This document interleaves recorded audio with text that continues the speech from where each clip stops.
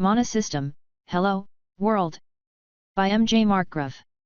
Chapter 81, Precipice. I awoke as the couch I was sleeping in lurched violently below me, throwing me across the room. I covered my head as I slammed into the wall, triggering my shield. When I came to my senses I heard Martin yelling. "Oh shit, oh shit, oh shit! What's going on?" I screamed, trying to get to my feet. Everything felt floaty. That shouldn't be possible unless we were falling rapidly. Oh shit. I grabbed the wall, heaving myself forward and down the hallway to the control room. "Paul, thank God you're awake. I'm not sure what's going on." All of a sudden we started plummeting from the air, but the crystal still has power and the power output hasn't changed. I pulled myself into the small room and over to the control console. "Hold on, this may hurt." I waited for Martin to grip the doorframe before jacking up the power output to max. I had noticed that the power of the crystal was dropping fast even though we were still falling. With my change in output, power rushed out of the crystal in a torrent. I felt the weight of gravity kick in as I was shoved to the floor, the power of the levitators trying to reverse the plummeting height of the house. The force multiplied as the house came to a stop, then shot back into the air as the power of the levitators overcorrected. The house bobbed up and down like a cork in water for a minute until it reached equilibrium. I looked over at the passed out Martin, shaking him awake. The man started, looking at me with concern. "Did I break it?" "No," I said, slumping back against the wall. "I'm not sure exactly what happened, but I have an idea. I need to take a look outside before I'm certain. Can you keep an eye on the crystal's power? We used way too much to stop the fall. If it drops below 200, slowly lower the output so we can land." Martin nodded, picking himself up off the floor. I stood up as well, walking to the back door on wobbly legs. When I opened the back door I saw the problem. High above was the trilene we had been flying over. It seems we had fallen into a deep crack in the land that dropped well over 1,000 feet. The walls were sheer rock, heading diagonally from the southeast to the northwest. When we were falling I had reduced all forward thrust to 0 to help reduce the draw on the crystal. It was a good thing I had. Our fall had carried us almost entirely across the floor of the chasm. When I looked around the side of the building we couldn't have been more than 50 feet from the wall. Brackish water dripped from the top, pooling in small pools at the bottom before running off to the west. Movement in the shadows drew my gaze. My eyes watched creatures flit about in the gloom. One tried to leap at the house with its grotesque limbs. It didn't get near the house, but it got close enough for me to use Identify. Rift Stalker level XX. Oh shit! I rushed back into the house.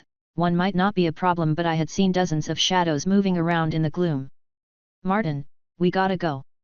"Hey," the startled man said as I rushed into the room. I immediately rotated the house and put us on a heading northwest. "We have to keep the crystal powered or we're dead." Already the gem had dropped to 600 energy. Martin put his hand on the gem, pumping mana into it and slowing the drain. It went from dropping 10 mana a minute down to 1. He just didn't have the mana capacity to stop it. Once I made sure the house was heading in the right direction I assisted in pumping mana into the pedestal. I also took a risk, slightly lowering the output of the plates keeping us aloft. The house dropped 10 feet closer to the floor, further reducing the power draw. It was enough for it to level off with Martin supplying his mana to the crystal. Even from inside the house we could hear the beasts screeching eagerly as they leaped toward the bottom of the house. I fed my mana into the crystal along with Martin, slowly raising the stored mana. A few minutes later Fiona rushed through the house to find us. "Oh gods, are you two all right?" Fiona asked in concern. "Yeah, what took you so long?" "I was scouting our path. I noticed the deep chasm but didn't think it would pose a problem for your levitators.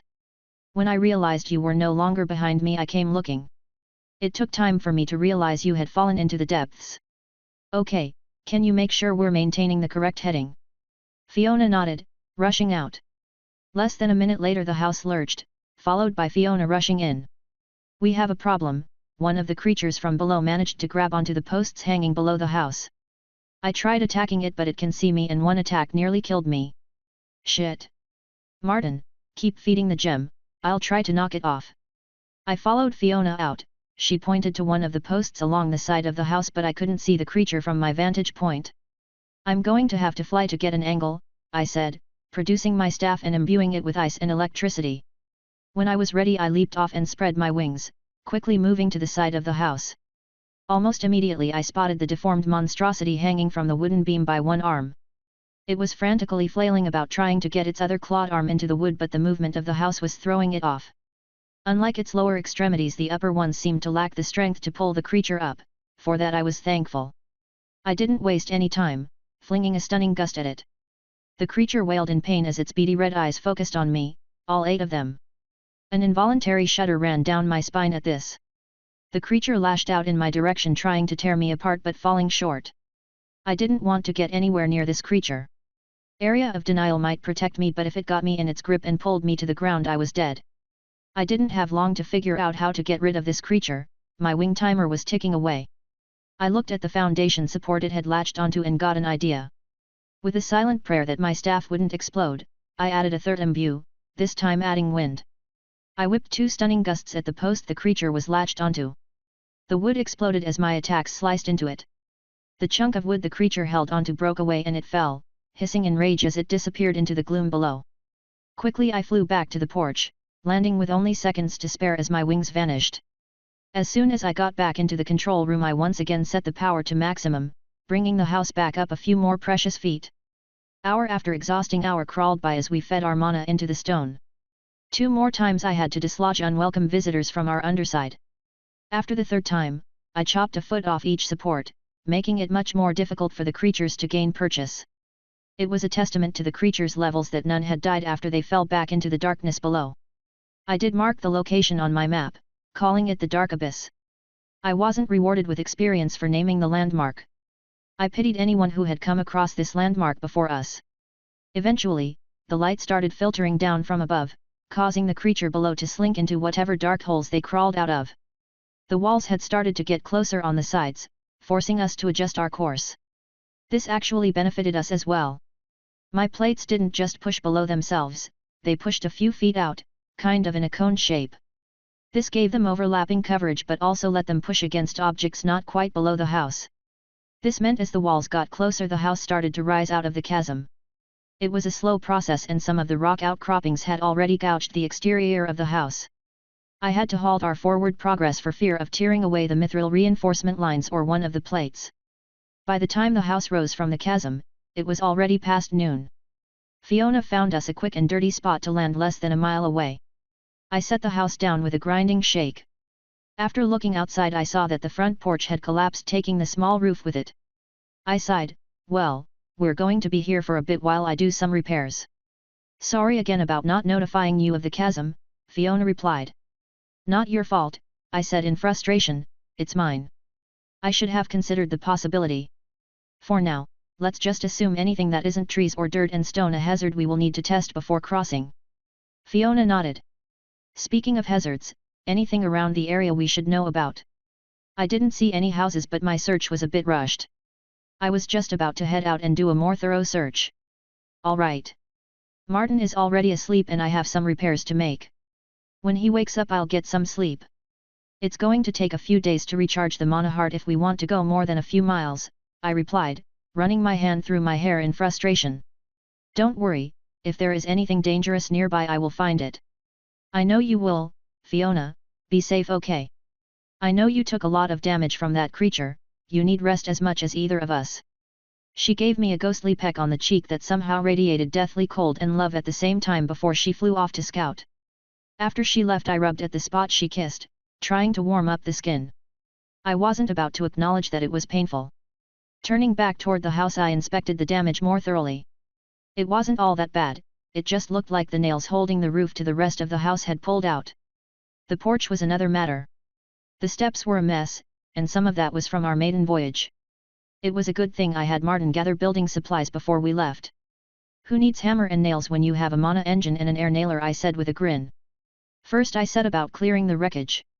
I decided to keep the roof portion intact, lifting it up using my earth fist and a bit of metamagic. I pulled out the original levitator plate I had designed, sliding it under the raised roof. The plate wouldn't be able to move it far, but I just needed it out of the way for now. I fed mana into it, lifting the roof with a groan. I pushed it to the side, setting it on another set of stone pedestals. Then I got to cleaning up the broken wood and stairs. Some of the stairs were salvageable, so I put that wood aside. I cut the extra length off the old stair runners to match the new height of the foundation, minus the last step. I wanted to account for sinkage. I also mounted the stairs on hinges so they would fold out of the way during flight and landing. Once that was complete, I levered the support posts back into position and used some of the unused boards to keep them in position. Next, I crawled under the porch. I wanted to reinforce the porch, so I attached bracing boards, connecting them to some of the structural beams. When I felt it was as strong as I could make it, I moved out from under the stoop. I brushed the dirt off my hands and walked over to the roof. This was going to be the hard part. I had to think about it for a few minutes before coming up with a solution. I created a series of stone pillars that slowly increased in height, allowing me to slowly increase the height of the roof until I had it in position. I anchored the roof back to the wall, reinforcing it as I did with the porch. After that was done, I removed the stone pillars and stepped back to inspect my handiwork. It looked almost as good as it had before and would be far stronger than it was before. Chapter 82, Grimmalkin. Scar ran through the forest in a panic. He had been out in the deep hunting when he spotted something coming from out of the abyss. He fled immediately, knowing the creatures that dwelled within were well beyond his level. He ran to his village to gather up a war band to deal with the threat. His graceful feline legs propelled him through the dense forest with ease, allowing him to speed through the underbrush and towards his village.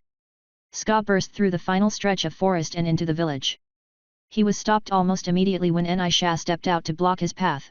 He was forced to come to a halt or run into the larger female. Ska, you return early and without a kill, why the hurry, she said calmly, but her eyes bore into him, causing him to squirm like a newborn kit. I greet you Nisha, but my business is urgent. I was on a hunt when I spotted something coming from the abyss. She hissed in denial, that's not possible, the creatures are incapable of climbing the sheer walls. Still, something came out. We must gather a war band and deal with the threat before it finds us in the night.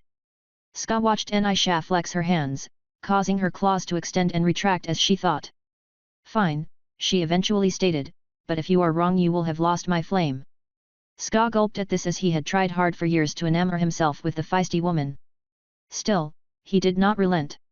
Nisha snorted but uncrossed her arms, heading into her hut to retrieve the collar.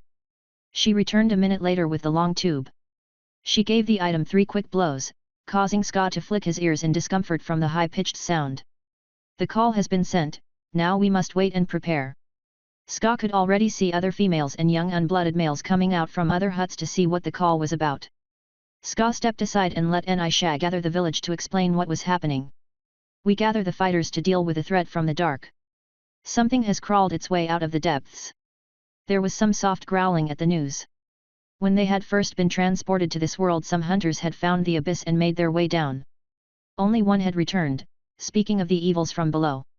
Since then any hunter near that area was asked to keep a lookout for anything escaping.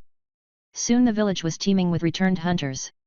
There were hisses of complaint as they were forced to wait for the rest to return before an explanation was given. They weren't forced to wait long as the rest rushed back to the village. As the hunters gathered, Nisha stepped up to explain the situation. The hunters acted predictably, hissing in alarm and worry. Some even roared in outrage, as much as a Grimmalkin could roar. The few hunters that had spears waved them in anger. The weapon wasn't popular among the Grimmalkin, well, no weapon was really, other than their claws. It was difficult to hold weapons with their padded and fur-covered paws. Only those that practiced with them daily had been able to master them to some extent. There was also the fact that none of those were considered the top hunters of the pride. After the posturing was done, the hunters sprinted off, Ska in the lead. Fiona raced back to alert Paul and Martin. She hadn't seen the beastkin in her initial search through the area, only spotting one as it rushed through a field. That wouldn't have been a concern for her as it was moving away, but 3 more had followed it less than a minute later. Then she heard the roars in the distance, followed by the sounds of a large group getting closer. Paul, Martin, we have company coming. Hey, I said, looking up from my repairs. I had moved around to fix the back of the house. I reacted quickly, donning my armor and producing my staff from my ring. I heard Martin come running out the front door as I ran around the house. What's happening? Martin asked. There is a large group of feline beastkin heading this way. They sounded angry about something. Shit, how's the power level on the pedestal look, Martin? Barely over 700. Well, we can't leave then, that would only take us half a mile with the cost to elevate the house, I added. It was too late anyway, I could already hear the large group closing in. It wasn't more than 30 seconds later that a large group of beastkin ran out from the forest into our little clearing. The three of us stood near the front of the house, weapons at the ready. Even from a distance, I could see their lithe bodies. Standing at around 5.5 feet tall, they were more reminiscent of a leopard or cheetah than a lion or tiger. They didn't have the same markings as the earth creatures though, sporting more nuanced color gradients that seemed to blend with the forest. Other than a few straps and a loincloth, they were nude other than the fur. A few held crude spears, pointing them our way. The group of 20 stopped, seeming confused at our appearance. "Humans, why are you here?" one of them hissed out. "I could ask you the same," I said, eyeing the group. The creature hissed in annoyance and took a step forward, flexing his claws. He pointed towards the house. "That's what I saw coming from the abyss, they came from the dark." I watched as some flicked their ears in confusion. "I think you need to check your eyes, I built this house here," I said, bullshitting hard. It seemed that the hunters weren't in agreement as they argued quietly. A sharp hiss brought them to silence. The one that led them stepped forward again. "You lie." I shrugged, staring hard at the creature. "And if I did, what does it matter?" "It matters," he growled, "because you came from the abyss. You could have brought one of the creatures from below with you." "Do you see any creatures here?" I asked, gesturing around the clearing. "Not now, but you could have released them into the woods." "Why would I work with something that wanted to kill me?" "The answer is I wouldn't." "You lied once, you would lie again, human. I don't have time for this." "Fight or leave," I said, getting angry. That seemed to set the leader off as he launched himself at me. I noticed the others stayed back to watch. "Hell, he wants a fight, he can have it." With a mewling roar, he pounced at me. I noted that he was significantly faster than me. I managed to block one of his claws as the other scraped across my shield. I used his momentary surprise to kick him right in the balls. The high-pitched mewl of pain gave me time to smash my fist into his face, causing the cat to stagger backward. I used the time to reposition and use Identify. Ska Grimmalkin Hunter level 14. Ska brushed the blood from his nose with his paw, looking at it, before looking back at me. "Insolent human, you will pay for blooding me." I smiled. I could have easily dealt with this testosterone-riddled fool using magic, but it had been a long time since I had a good brawl. Hollow words, "Come at me, ya overgrown cat." Ska readied to leap at me again, and I readied myself for him to launch at my upper torso. Instead, he launched himself low. The move surprised me as he knocked me from my feet. My staff flew from my hand as I landed hard. I felt his sharp claws rip jagged rents across the back of my legs. I screamed more in anger than pain as we fell to the ground. I smashed my fist into Ska's head, trying to dislodge the hunter. The punch caused him to hiss, but he retaliated by latching onto my knee with his jaw. Now I screamed in pain. I heard a feral laugh as I saw him release my knee with a bloody maw, and I something much more important. Oh fuck no. Now I had learned a lot of dirty fighting techniques during my time as a slave. My favorite was the OL ear clap. Before Ska could latch his jaw on something more sensitive, I smashed my open palms against the cat-like ears. He shrieked in pain, releasing his grip around my legs. He used one arm to try and lever himself off the ground while he tried to relieve the pain with his other. I kicked his arm out from under him and used my other leg to knee him in the chin. Unfortunately, that was the same knee he had just bit into, and I howled and rolled off to the side, grabbing my wounded leg. I decided I suffered enough pain, using Rejuvenate. The pain was dulled as the wounds started to close, and I managed to hop to my feet. It was more than I could say for Ska. The Grimmalkin was moaning on the ground, holding his ears. Even though the fight had been quick and bloody, I hadn't taken all that much damage health-wise. The other Grimmalkin hadn't so much as moved since the fight began. I turned to look back. Martin was still there and Fiona was staying hidden. "Are we done here?" I asked, spitting out some dirt. The other Grimmalkin talked amongst themselves before one asked. "You are certain that nothing followed you out of the abyss?" "Yes, I'm certain." "Then we are done," the other Grimmalkin said, looking at Ska. "Foolish kid, spouting baseless rumors to impress a female. She will hear of this travesty." After that proclamation, they turned around and headed back into the forest, leaving Ska to pitifully moan on the ground. I had work to do and didn't feel like listening to his moaning, so I cast Healing Touch on him. Then I stored my staff and headed back to finish my work. After the pain receded, Ska got off the ground and fled back into the forest in shame. He could explain this to Nisha, he just needed to get there before the other hunters.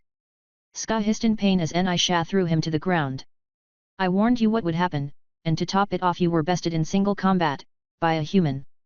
How could I ever mate with something so pathetic, she spit vehemently. But Nisha. Don't but Nisha me, leave before I am forced to make you. Ska didn't need to be told twice, running back into the forest with his tail tucked between his legs. I was finishing up the repairs on the back porch when Martin came out. Fiona had gone back to scouting. You have a visitor, he said coyly. Hey, who? Go see, I'm going back to filling the gem. Ugh, fine, I replied, standing up and brushing the dirt off my clothes. I walked around to the front of the house and saw one of the grimmalkin standing there. It took me a few seconds to realize it was Ska. His ears were flattened against his head, he was hunched over, and his tail was tucked between his legs. I didn't own cats before the system, but I could recognize the signs of distress. Ska, I thought we already settled this. He looked up, finally noticing my approach. Human, I wish to ask something of you, he said, forcing the words out. Okay. May I join your pride? Hey. I replied blankly. Your pride, group, family, whatever it is you humans call it. Why? I asked, extremely confused at his request. I had, after all, just beaten the cat senseless. Ska clenched his paws before replying. Because of my defeat in single combat and my mistake about the abyss, I have been kicked from my pride. But why is that my problem? Why not just go solo? I cannot, grimmalkin do not fare well alone. After no more than a week alone our minds revert back to their bestial state and I would lose everything that makes me, me. Sounds awful, I replied coldly, and what would you do if I said no? Ska turned his head to look in the direction of the abyss as they called it. I would choose the manner of my death before that happened. I honestly didn't know what to think. I had no reason to trust Ska and the only thing I knew about him was he was quick to temper. So, you want me, to just accept you? Why? It is true, our initial meeting was, problematic. But I can pledge my life to you and you will never have to worry about me, Ska replied, going to his knees. I had to stop him. No, stop, that sounds like voluntary slavery. Not slave, life partner, he added. That's not any better, I mumbled. Ska hissed, I would do nothing against you but if you asked me to do something against my beliefs I would refuse, that is the difference. I chewed my lip in thought for a bit. Fiona, what do you think? I asked, having seen her return. He seems sincere, she replied from behind Ska. The grimmalkin whirled in surprise, flipping a complete 180 while kneeling on the ground.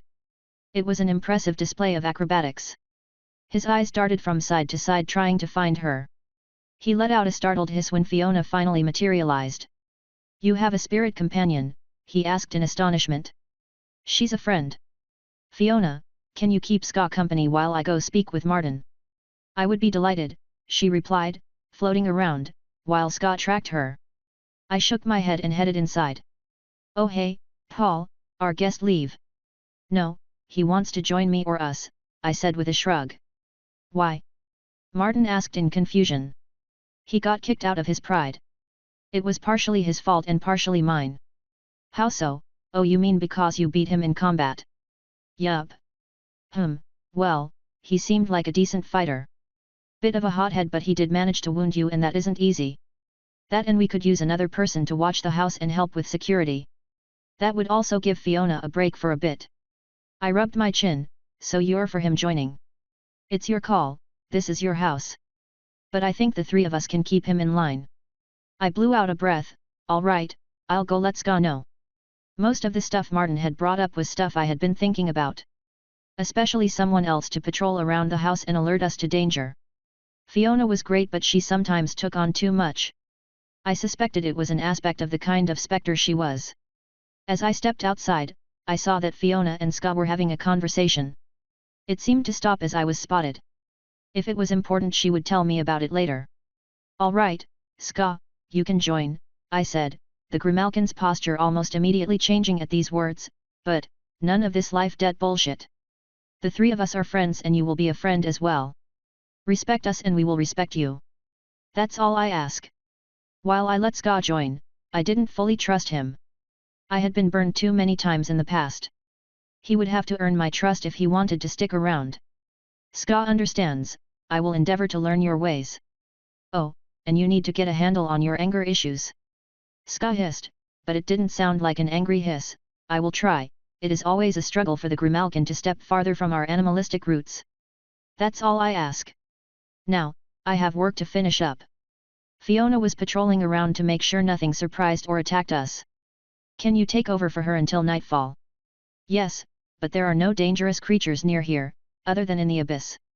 Still, I will be vigilant, he replied, dashing off into the forest with grace only a feline could manage. I always wanted a cat, Fiona said jokingly. I rolled my eyes. Please keep an eye on him. If he proves to be competent, come back and rest. She left with a parting smile. What a motley band we were, I thought. Chapter 83, Moving West.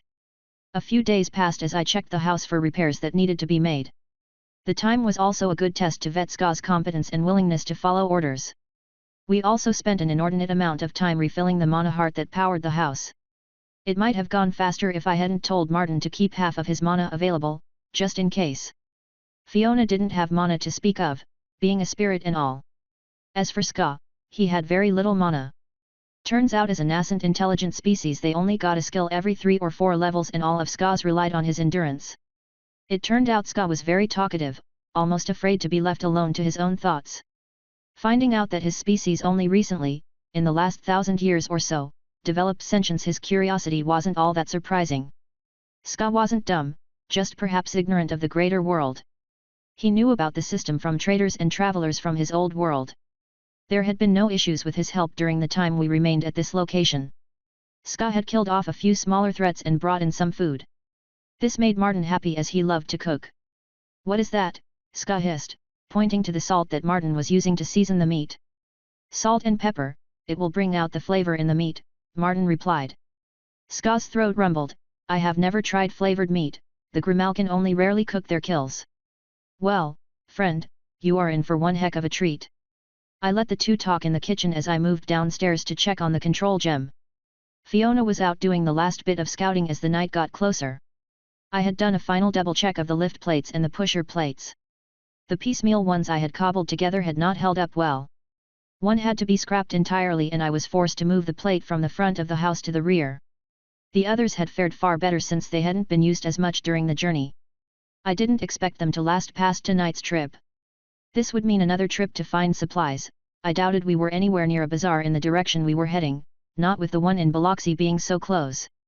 I heard some ruckus from above, something about this being the most delicious thing ever. I shook my head, finishing up my pre-flight check. Ha, I thought, I bet I was the only person that could say that about a house. The gem was full, a painstaking process with Martin and I being the only two working on it. It kind of made me want to get some more mages, but I quashed that idea. I wasn't the kind of person that got along with a bunch of people, even before the system. Now, I was quite picky. Ska had made the cut, only because he wasn't afraid to attack me and also apologize. I use the word apologize loosely here. He told me he was sorry for losing in our battle and would train and ask for a duel sometime later. That's more than 90% of the people I met could say, and it made me sad for the state of humanity. I went upstairs to try this amazing food before our journey began. I got to admit, it was pretty damn good. I set the house down at the edge of a town that Fiona said was devoid of life. Not that that was a necessarily good omen, but it made for a good hiding spot. For once the trip had been uneventful. We crossed the remainder of the forest that Ska's people lived in, passing into a river valley. There were plenty of sightings and signs of creatures as we passed over, but they were smart enough to stay well clear of our path. I couldn't tell if this area of land was pre-system or not. It looked rather normal to me, and the town at the far side of the valley looked Earth normal. It wasn't some weird dungeon either. Fiona had checked some buildings to make sure. As soon as we sat down, Ska practically sprinted from the house. Land, he crooned, rolling around on the ground and purring happily. He had not been a happy flyer, I couldn't blame him.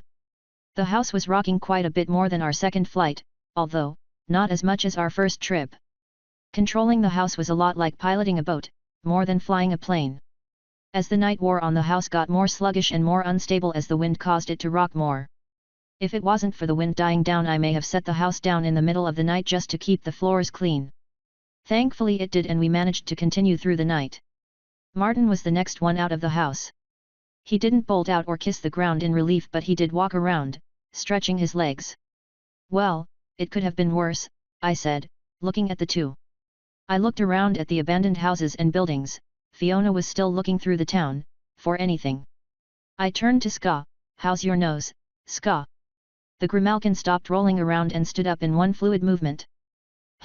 Likely better than yours, but not as good as our animal kin. Why do you ask? I was just wondering if you smelled anything out of the ordinary here. Ska looked around and I could see the nostrils flaring on his shorter snout as he sniffed the air. It seemed that the grimmalkin had a more cat-like snout than their namesake. I smell many things. Nothing living, or dead nearby, other than us, he replied after a few minutes. Okay, we'll wait for Fiona to return and have a look around. I wasn't worried about the house. We had plopped it down in what had been an empty lot, that once sported a house.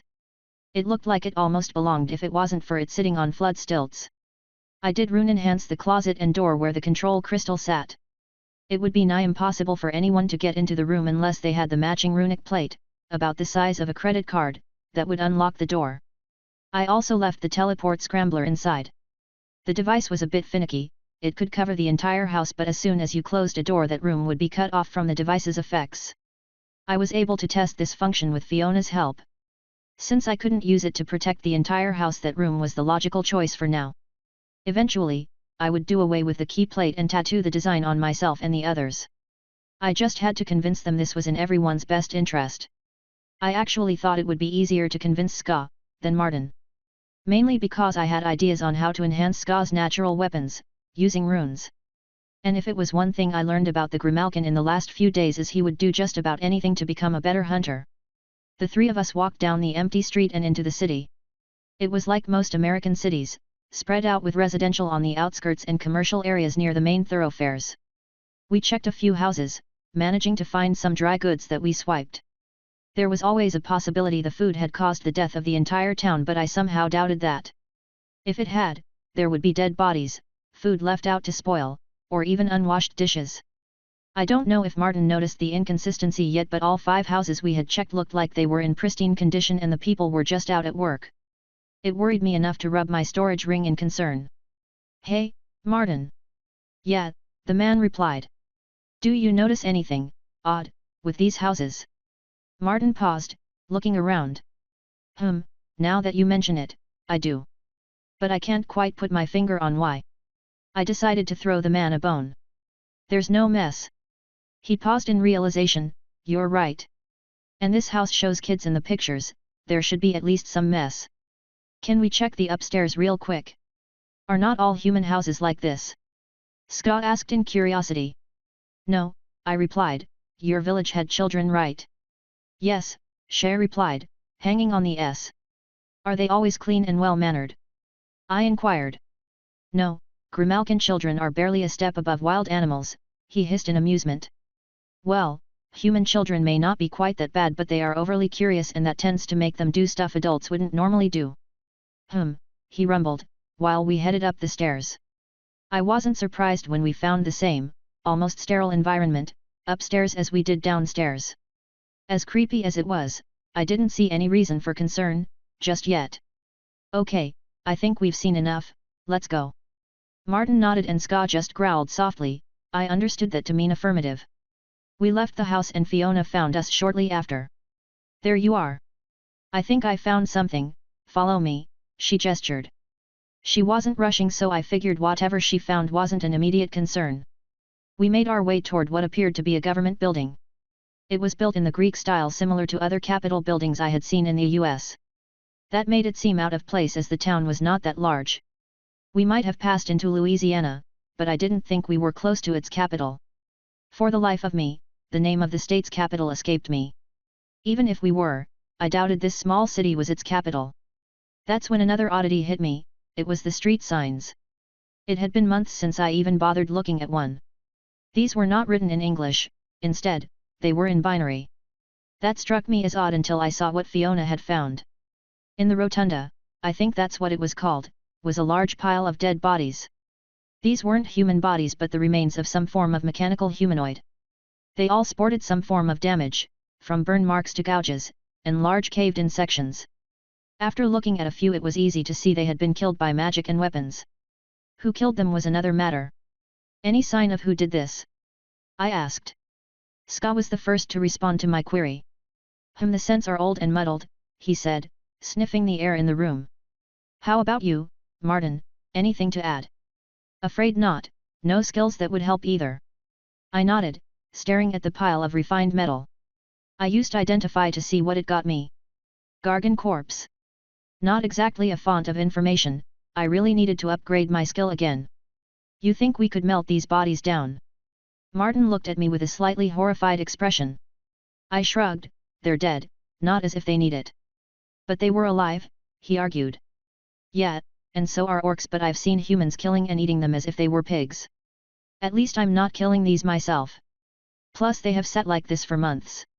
It still feels wrong somehow, Martin added. Fine, I won't harvest their bodies. But I do need to find some metal to make replacement plates or we're going to have a repeat of our maiden flight. Martin fidgeted at that, giving the pile of metal a second look. Let's get looking then. It took a few hours of wandering around town but we located what amounted to a factory, or maybe a birth center would have been a better description. Row upon row of unfinished Gargan hung from the still factory line. As with the government building, there was a stack of bodies that had died due to fighting. Not all of them were Gargan though. A few human corpses were tossed into the pile of bodies. The smell of rot and decay permeated the area, causing Martin and me to gag. I had seen plenty of death and dying in the last few months but there was just something about the smell of prolonged rot that still got to me. The four of us moved away from the dead and toward the start of the assembly line. I was curious to know who had set this facility up but I had a good idea that they were in the pile of dead. Someone had taken great offense to this operation, wiping out anything alive. When we reached the end of the line, we found large tanks of now cooled and hardened metal. It was useless for my purpose as it would take far too long to cut out a usable piece. That turned out not to be an issue. There was a secondary line that produced large flat plates of the metal for use in the stamping process. Jackpot! I exclaimed, hurrying over to the stack of metal. When I used Identify on the material it told me it was something called stellium. Fiona, any idea what stellium is? Magic-enhanced steel, she replied quickly. Not as good as mithril or more advanced metals, it is usually used for simple enhancements due to its low cost. Good enough for me, let's take all we can carry and head back to the house. What about the dead? Martin asked. What about them? We can't save or avenge everyone, I replied, nor do we know who or why they were killed. For all we know, they could have been creating an army to take over the world. Personally, I didn't believe that but if it helped Martin get over this hang-up, I was okay with the little white lie. Chapter 84, Better, Stronger, Faster. In total, we collected 84 plates that were 6 feet by 4 feet. Way more than necessary for what we needed but now we had plenty of backups when these new ones inevitably burned out. Since we had so many extra plates I decided to have 3 on each surface. It would reduce the swaying considerably, making for a much more enjoyable trip. Also having 3 along the back and front would speed the travel along, allowing us to go further during the night. I was deep in thought when Martin came in. Hey, Paul. Oh, hey, what's up? We're going to be here for a few days, right? I turned to the large pile of plates in the corner. Yeah, probably a week or more. Why? I would like to bury the dead. Oh, okay. Perhaps take Ska with you for backup. Martin nodded, leaving to find Ska. I could only shake my head. I understood he felt bad for the Gargan, though I couldn't imagine why. It's not like he knew them. It's not like the sanctity of the dead was high on his priority list. I mean, less than a month ago we dumped human corpses into a swamp for animals to devour. If he needed to do this I wasn't going to stop him. Martin friend, why do we do this? Ska asked as he helped carry another of the metal beings. It felt wrong to leave them like that, he replied, helping to lower the body to the ground. Martin had his summons digging a large trench to place the bodies into. Unfortunately, it wasn't one of his larger summons so the process was slow. In the meantime, Ska was helping him unpile the bodies and lay them next to where the pit was being dug. It wasn't until they were halfway through that he found the real disturbing part. Childlike Gargan bodies were buried at the bottom. The sight stopped him cold and made him fall to shaky knees. Ska looked to see what the issue was and hissed in anger. He stepped over to Martin and gave him a reassuring pat on the shoulder. "They are at eternal rest now, friend Martin." "I know, but who, why?" Martin asked, looking at the highly mutilated bodies of the children. Unlike the adults, these had been mangled and attacked with a vengeance. They sported multiple cuts, missing limbs, and multiple impact marks from spells. Martin sat like that for a few minutes before he was able to get back on shaky legs and continue this gruesome work. He had to do it through blurry tear-streaked eyes, but he did it. It took 2 full days for Martin and Ska to bury the dead. He did not talk about the atrocity the first night, letting it eat away at his soul. Coming upon scenes like this was one of the prices his class required. When he had chosen the class, it had been a bad time in his life. His wife had just been murdered by the Cartels and he had a gun in his mouth, ready to pull the trigger when the system gave him another option. He used that to choose a class that allowed him to exact his revenge in the most gruesome way possible. The only thing was, it required a blood oath and part of his soul. At the time it was an easy choice to make. And even now he didn't regret the choice, as it allowed him to avenge his wife, an unborn child. I spotted Martin and Ska returning as I was attaching the new plates.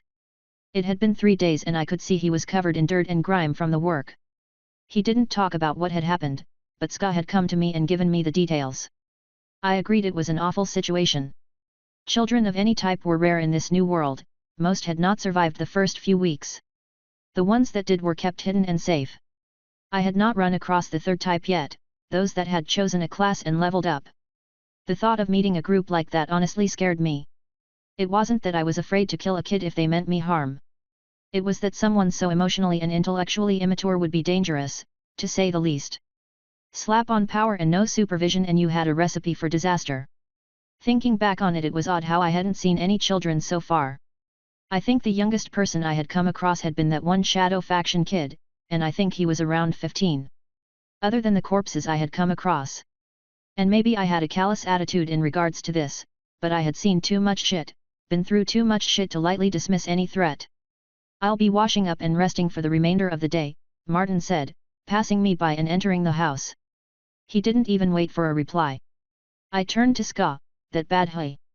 His throat rumbled in assent. "All right, I'll talk to him tonight. There is a bowl of clean water and a towel if you wish to wash up." That was one downside to the house, no water supply. I believed I could remedy that issue with a simple rain collection system, but that was low on the priority list at the moment. Fiona should be back by tonight, she had gone ahead to scout for us. With the new plates, which were significantly better than the cobbled together ones but only about half as good as the custom built ones, we would be able to double our distance of travel. Which would take us from moving at a fast walk to a slow run. With the rough math, I figured we could now cover 60 to 70 miles in a night. Assuming weather and conditions were in our favor. That was certainly better than the 30 we were averaging before. Heck, I could have crossed 3 times the distance on Bella by now. Speaking of, Bella and Ska's meeting had been an interesting event. They pretty much hissed and growled at each other until they were tired, then lapsed into ignoring each other. I wasn't sure what it was all about, and all Ska would say was that it was a measure of one's resolve. As long as they didn't tear each other apart, I didn't care. I waited until supper to confront Martin. "So, you want to talk about it?" "Not really. I already heard what was in the pile of bodies from Ska, and it would probably help if you talked with someone," I replied. Martin huffed in resignation. "Fine, I suppose you're right. Do you know why I really decided to join you?" "Action, adventure, and to get away from your sister," I replied lightheartedly. Martin chuckled, "You're partially correct. Mainly it was to get away from the reminder that was the town of Armin. I never mentioned this, but I had a wife." "Oh. Don't worry, she died over a year ago." "Well, she was murdered over a year ago. The Cartels, they ruled with an iron fist, and if you stepped out of line, there was no second chance," the man replied, tears forming in his eyes. "It wasn't until a week after her death that I found out she had been pregnant."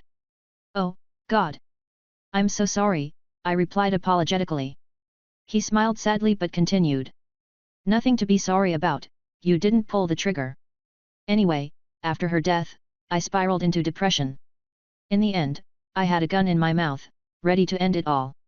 Martin's voice went from sad to angry, then the system came and changed my fate, it gave me the ability to take my revenge and help the rest of the town free itself. He took a breath and settled down, wiping the tears from his eyes. The deaths today brought those painful memories back to the forefront. It was eerily similar to what they had done with the people they killed when they took over Armen. They cut the entire town off from any help, nobody was allowed to leave unless one of the cartel goons went with them. If I could kill them all over again, I would, and I would make sure they suffered long and painfully for it. You don't have to convince me, I've seen the horrors this new world brought on. I can't honestly say they are any worse than what existed before, maybe just less hidden. If you ever see one of these cartel goons, don't hesitate to kill them. I'll back you up 100%. Martin nodded as a grim smile formed on his face. Fiona returned later that night with some good news. I found another dungeon, she said excitedly. I looked up from my tattooing/rune crafting work with a sigh. I really wish you wouldn't burst in like that, now the project I was working on is ruined. Oops, sorry. I just got so excited. Well, let's hear about it.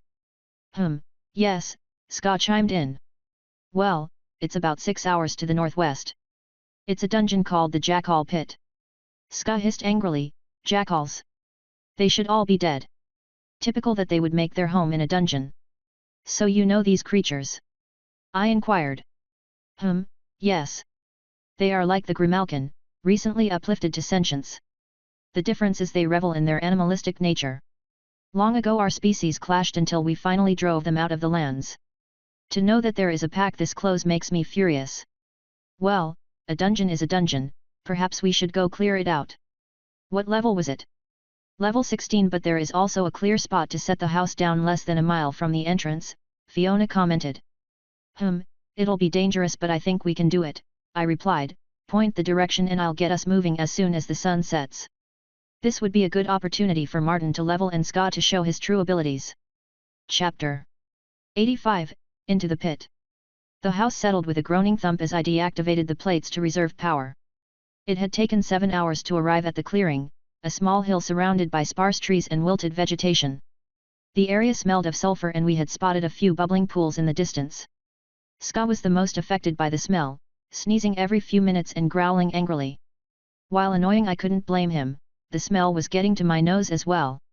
Let's make this quick, I don't want to stay here any longer than we have to. Sounds like a plan to me, Martin said, holding his nose closed. The foul beasts hide behind the smell, so we are not able to destroy them, Ska growled. It made sense. If their main enemy was the grimmalkin, why not use their highly developed sense of smell against them? The entrance to the dungeon turned out to be hidden in a tangle of fallen logs and branches. How Fiona came across it was confusing until I spotted one of the jackals run through the treeline and disappear into the opening. These definitely weren't normal four-legged jackals. They looked more like 4-foot-high thrift store werewolves. The first thing I heard was the distinctive laughing, right before 6 of the creatures rushed out of the entrance and straight at us. Ska was the first to act, leaping at one of the creatures. The surprised jackal missed slicing Ska with its spear as it was knocked to the ground. The creatures were fast and I took a slash across the cheek as 2 came at me. I hissed in pain as my staff blocked the other blow. The creatures may be fast but so was I. As I blocked the next blow, I slid my staff down the spear, connecting with the creature's fingers. The jackal howled in pain and dropped its spear as it reached up to its now blind eyes. I smashed my staff into its throat, eliciting a wet gurgle before kicking it away. My second attacker laughed and tried to strike me under my arm, only to have its spear glance off my shield. Our weapons clashed a few more times before I crushed their skull with a swipe of my staff. I looked around and saw that the rest of the creatures were dead or almost there. Ska sported numerous cuts and was covered in blood, most of it from the 2 jackals he had nearly torn apart. The last jackal was trying to fight off Martin's summoned monster while he peppered it with blasts from his mono pistol. A lucky strike from Martin's weapon hit the creature in the eye, melting its brain. Belatedly his summon smashed its oversized fist on the jackal's head with a large crunch, ending the fight. I healed Ska and Martin. Apparently, the latter didn't have time to put his shield up before taking a spear to the side. It was a good thing Martin was quick-witted and managed to roll away from the blow, leaving only a deep gash instead of a fatal wound. My wound was almost healed naturally, so I left it to heal on its own to save mana. Everyone good? I asked. Yes, Fiona answered back. The other two nodded in assent. I scratched my chin. Well, we know they are fast and aggressive. Let's use that against them, pull them into a kill zone. Ska, can you taunt the creatures and lure them back? He rumbled, I would rather kill them outright, but I understand trapping. I will do this. Good, Martin, Fiona, and I will be ready to ambush them. The entryway was clear and we found a corner where we could set up our ambush. Fiona turned invisible and she would attack from the rear while the enemy was distracted. It wasn't long before we heard Ska sprinting across the floor toward us. All right, get ready, I whispered, charging my staff with electricity and ice. Ska shot around the corner by propelling himself off the wall, narrowly avoiding a thrown spear. He rolled to a stop next to me, facing the way he had come. God, how I wished I was that acrobatic. The jackals weren't quite as athletic as they came around the corner. When the first one spotted us he stopped, causing the three behind him to crash into him, knocking him to the floor.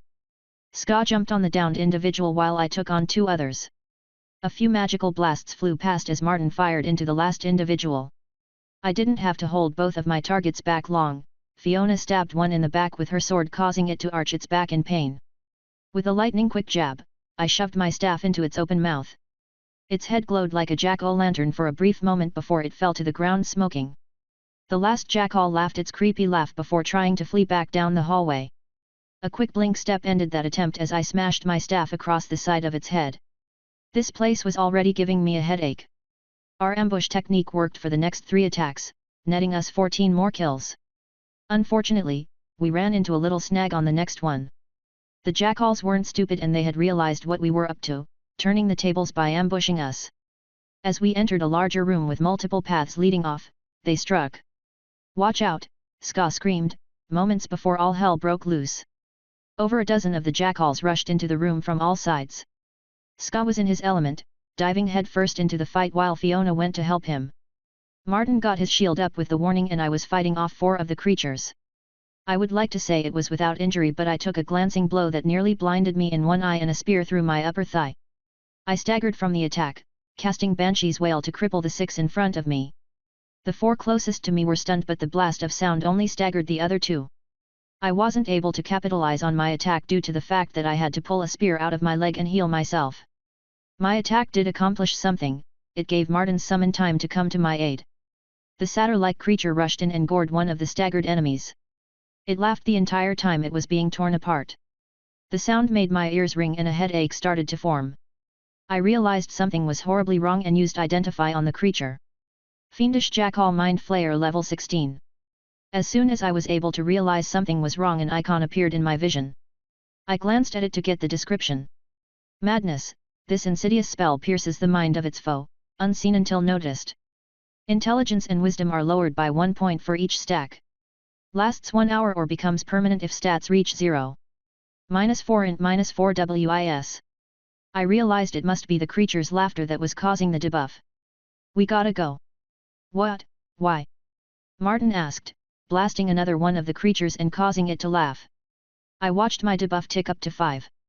We are being affected by a debuff called Madness. If we hit 0, we're fucked. Let's move. It took us an hour to retreat from the pit. By then my debuff had risen to 9. I was forced to drag a violently thrashing Ska out by the scruff of his neck while Fiona pushed the creatures back. I tossed 2 of my modified slave collars down the tunnel, killing anything following us and slightly collapsing the tunnel. I was barely functional at 5 wisdom, but my intelligence was high enough to see me through. It appeared that Martin was suffering in the same vein that I was. In the end, we sealed the dungeon as well as possible, probably not the wisest move.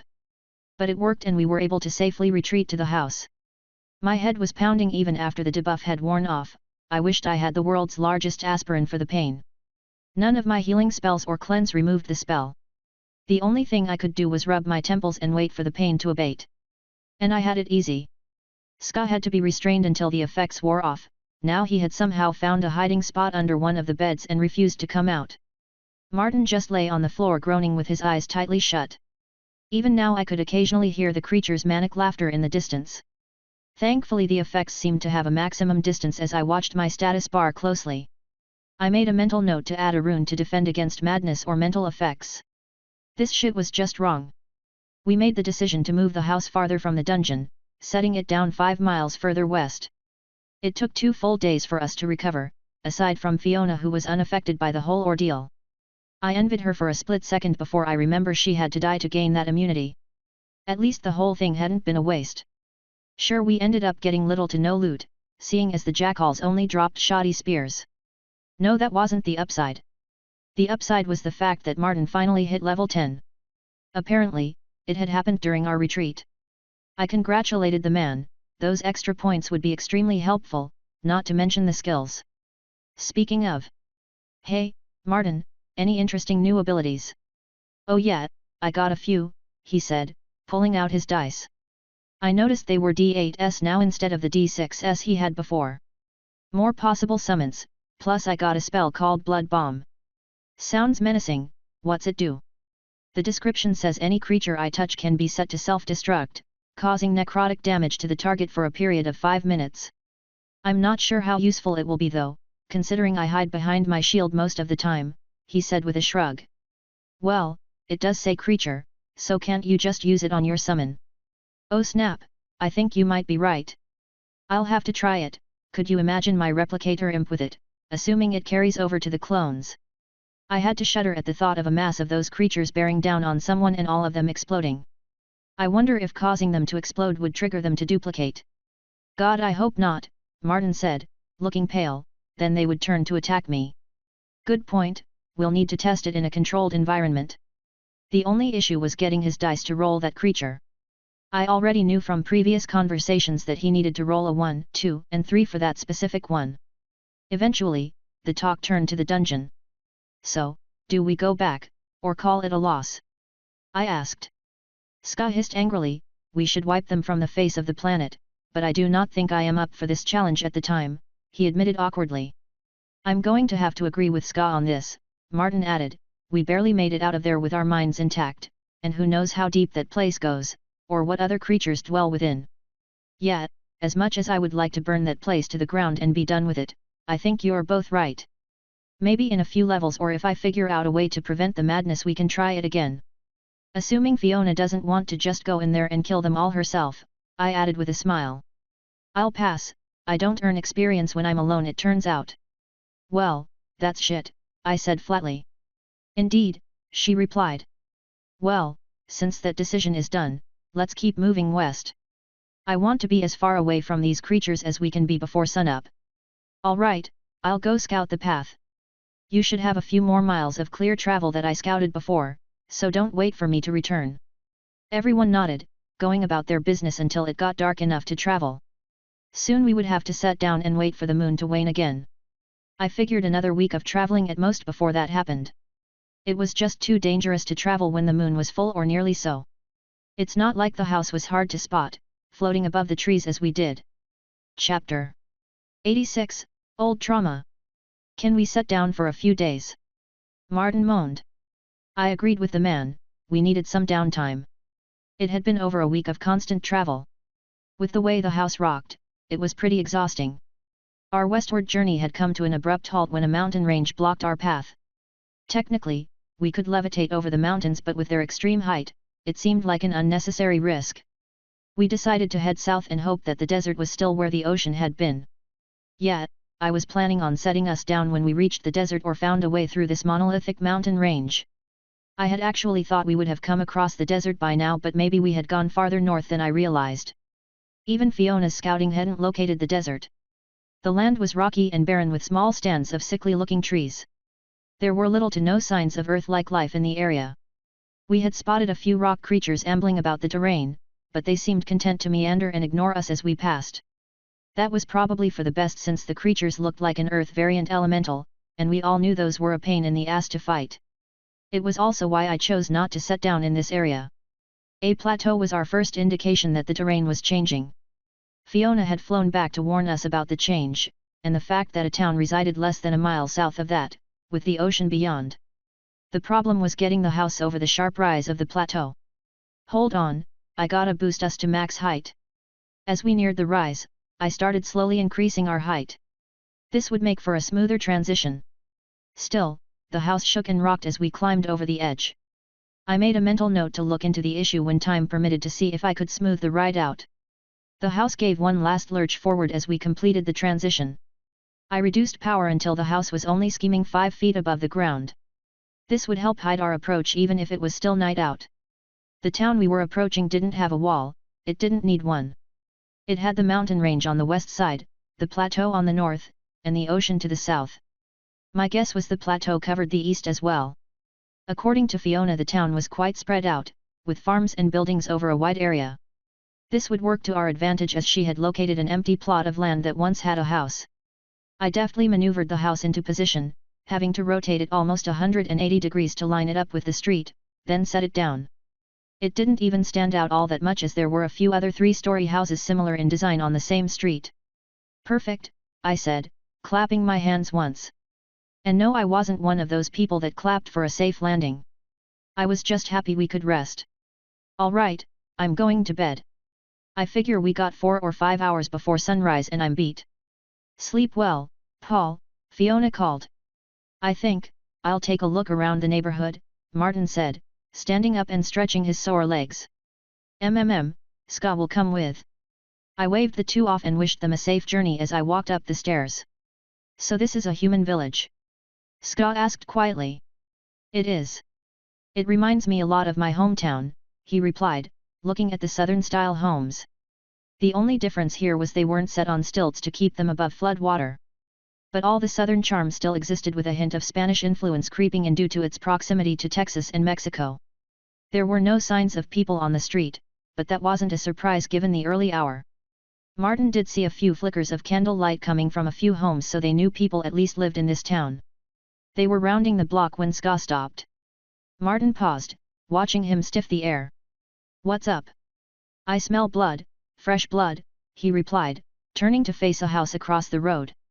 Martin thought he saw movement through the window and maneuvered Ska behind an abandoned car, shushing the grimmalkin just in time. 2 men came out through the front door and walked down the street without a care.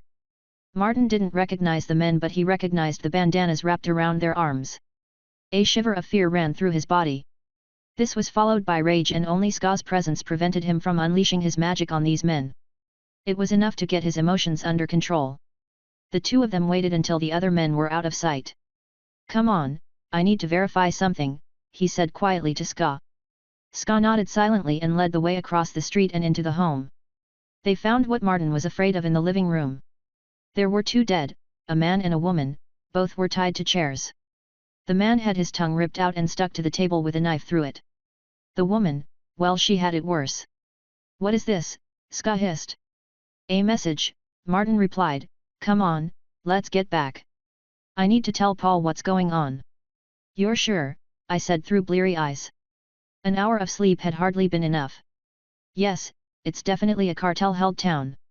Well, fuck. I'll go take a look around, Fiona offered. Hold up, we don't want to get involved with the locals unless we have to. I propose we enter from outside the town and see what happens. Fiona can alert us if any of these cartel goons show up. What about the house, won't it be dangerous to just leave it here? Martin inquired. Not if we make it look boarded up. It won't take me more than an hour to do that, with your help of course. You sure that will work? No, my first thought was to take off and leave the town behind. But if what you've told me about these cartels is even half of what they are capable of, these people could use our help. Plus killing bad guys is a good way to level. Turns out nothing happened when they walked into town, other than a few odd looks at Ska. We walked around town, purchased a few things, and left, all without any issue. Once we were out of sight of the town and Ska was sure nobody had followed us, I took out my invisibility tent. I knew Fiona could find us, so I motioned for the others to step inside and I followed, closing the opening and activating the spell's effects. Okay, this should hide us in case we were followed, but keep quiet because it doesn't block sound. Someone did follow us around town but I could not see them, Ska rumbled quietly. Yeah, I'm not surprised, Martin replied, they tended to keep a low profile even before the system. Now with skills, they may only show themselves to deal with troublemakers. I rubbed my chin in thought, before smiling. What's so funny? Martin asked in concern. Oh, you know me, just thinking. I'll let you know after Fiona returns. She floated through the tent a few minutes later. It's clear. There were a couple of people watching you but nobody approached. The townsfolk didn't appear to be any the wiser and nobody looked worried or frightened. Good. Now for my plan, I said, smiling wide. We waited until dark and make our way back to the house. I made sure to utilize my all-seeing eye tattoo. Nothing hidden appeared and I removed the boards from the door. My plan was a simple one, stir up trouble until the cartels were forced to send someone to deal with us. The best way to do that was to enhance the locals' weapons. That would be too much for an organization bent on controlling a populace to ignore. Eventually, they would come to deal with the troublemakers. I did make one more change after removing the boards over the windows. Instead of requiring an oath for every bit of weapon or armor I made, I simply added runes to my door frames. This way anyone that passed through was automatically agreeing to the oath as soon as they took a weapon or armor out with them. This actually solved some issues I had had with my previous verbal agreement. Namely, skills that may let people lie or somehow undo my oath. If they didn't know they were under the terms of an oath they couldn't break it. That last bit was the tricky part, but the Odin rune came in clutch again. Of course, it had to be tested. I made a quick rune plate. Another perk of doing it this way was the ability to modify the oath on the fly. I changed it so Martin would only suffer a minor headache and be unable to drop the item if he broke the oath, at least until I released him from the magic. Are you ready to test it? I grinned at Martin. Only if you stop smiling at me like a fat person at a buffet. Fair enough, I added, dropping my creepy smile. He motioned for me to hand him the plate and he walked out the door activating the oath. Well, I didn't feel anything, he replied. Okay, try hitting me with it. He slapped me hard on the arm and I flinched in surprise. What was that for? I asked, rubbing my elbow. He shrugged. It works, I can feel the headache and I can't drop this plate. Serves you right, I mumbled. I let him suffer the headache for a few more seconds before verbally releasing him from the oath. He was able to drop the plate and his headache went away. That done, my real oaths were going to be a bit more bite to them than a headache. Now that the oath was tested and working, I got to creating the most important thing for my plan, a sign. How else would people know I could sell magical weapons? I guess that wasn't true, I didn't actually have any weapons to sell. Martin had sold them all to get funds for the house project. I changed the phrasing to say magical enchantments instead. Check it out, I said, turning the sign towards Martin, who was relaxing on the couch. He whistled appreciatively. You should add first enchantment free, that way it brings people in quickly. Ha, that's perfect, I turned the sign around and painted the words on the sign. It looked half-assed but it would work. I quickly went outside and flew up to place the sign on the roof over the porch. Now I only needed to wait until morning. But first, some sleep. Chapter 87, Open for Business. Kurt walked quickly down the street. He was in a hurry but didn't want to spook the locals. Unlike most of the town survivors, he knew what was going on. It had all happened the night after the system came into being. At the time nobody knew where they had come from, but Kurt learned later that they had come ashore in a drug-smuggling submarine. Somehow the criminals had been able to paddle the subs to shore. There were 12 in total and 2 subs. They killed the mayor and the sheriff while giving the remaining officers an ultimatum. Fall in line or their families would be killed in front of them. 2 of the town's 10 officers took offense at this. They were subdued by the criminals. Hours later the men returned with both officers' families in tow. They were forced to watch as the men raped and tortured the women and killed the children. Then they killed the 2 officers. The message was clear and the rest of the officers fell in line. That was until last night when Officer Richmond and his wife were found dead in their home. Kurt clenched his fist until it turned white. He knew what got Richmond killed. The man had been trying to recruit people to kill the cartel goons. He had come to Kurt a few weeks ago trying to recruit him. Kurt warned him against his plan, but the man had gotten angry with him and they got into a shouting match. They hadn't talked since. But that wasn't the reason Kurt was heading in that direction. He had received a troubling report that a strange house had appeared. That was surprising in and of itself, but then he was told the house was some sort of store, selling enchanted items. Already a few people in town were walking around with these weapons. He needed to put a stop to this before the cartel thugs learned about it and they killed off these people, or worse, used them to enhance their strength even more. What he didn't know is that he was already too late. Carlito punched the man in the face, knocking him and the chair he was tied to the ground. God, he loved the strength and power the system gave him. His men had found this civilian walking around with a magical weapon. When they had asked him to relinquish it, he had refused. At least until his men beat him unconscious. That wasn't why Carlito was angry with this man. When one of his men took the weapon, he had been burned severely and ended up losing his arm. "Tu puta madre, tell me where you got the weapon," he yelled, kicking the man in the side and eliciting a pained groan. I told you, from the enchanting house," he cried out. "Where?" The man gave him the street name. "Good. Juan, take Alejandro with you and see what's going on." The two men left, leaving the injured man on the floor with Carlito and two of his men. "So, whose turn is it?" Carlito asked. "I believe it was your turn, Julio." "Clean up after you're done," he said, wiping his hands and walking out the door with Diego tailing him. There was a scream of pain that was muffled as the door closed behind him. "Another satisfied customer," I said as the barbarian lady left with her new enchanted mace. Out of the 11 people that had taken advantage of the first free sample, only one had requested a second item. That was fine, we weren't here to make money, only to cause a stir and see if we could draw out the criminal element. Martin was sitting on the couch teaching Ska how to play chess. I shook my head in amusement before walking over to a folding chair. It was a nice day and there were no more customers, so I decided to relax on the porch. I really wish I had a rocking chair. I was relaxing with my feet up, for about 10 minutes, before an angry-looking large Scandinavian man with a buzz cut stormed down the street toward the house. I raised an eyebrow but otherwise remained seated. "Fiona, go alert the others, looks like we may have company," I said quietly, hiding my words behind my hand in a fake yawn. I felt the cold tap on my shoulder letting me know she had heard me. My eyes followed the large man as he stopped in front of the house. I was a bit surprised that he was wearing a police uniform and armored vest, but otherwise I waited for him to talk first.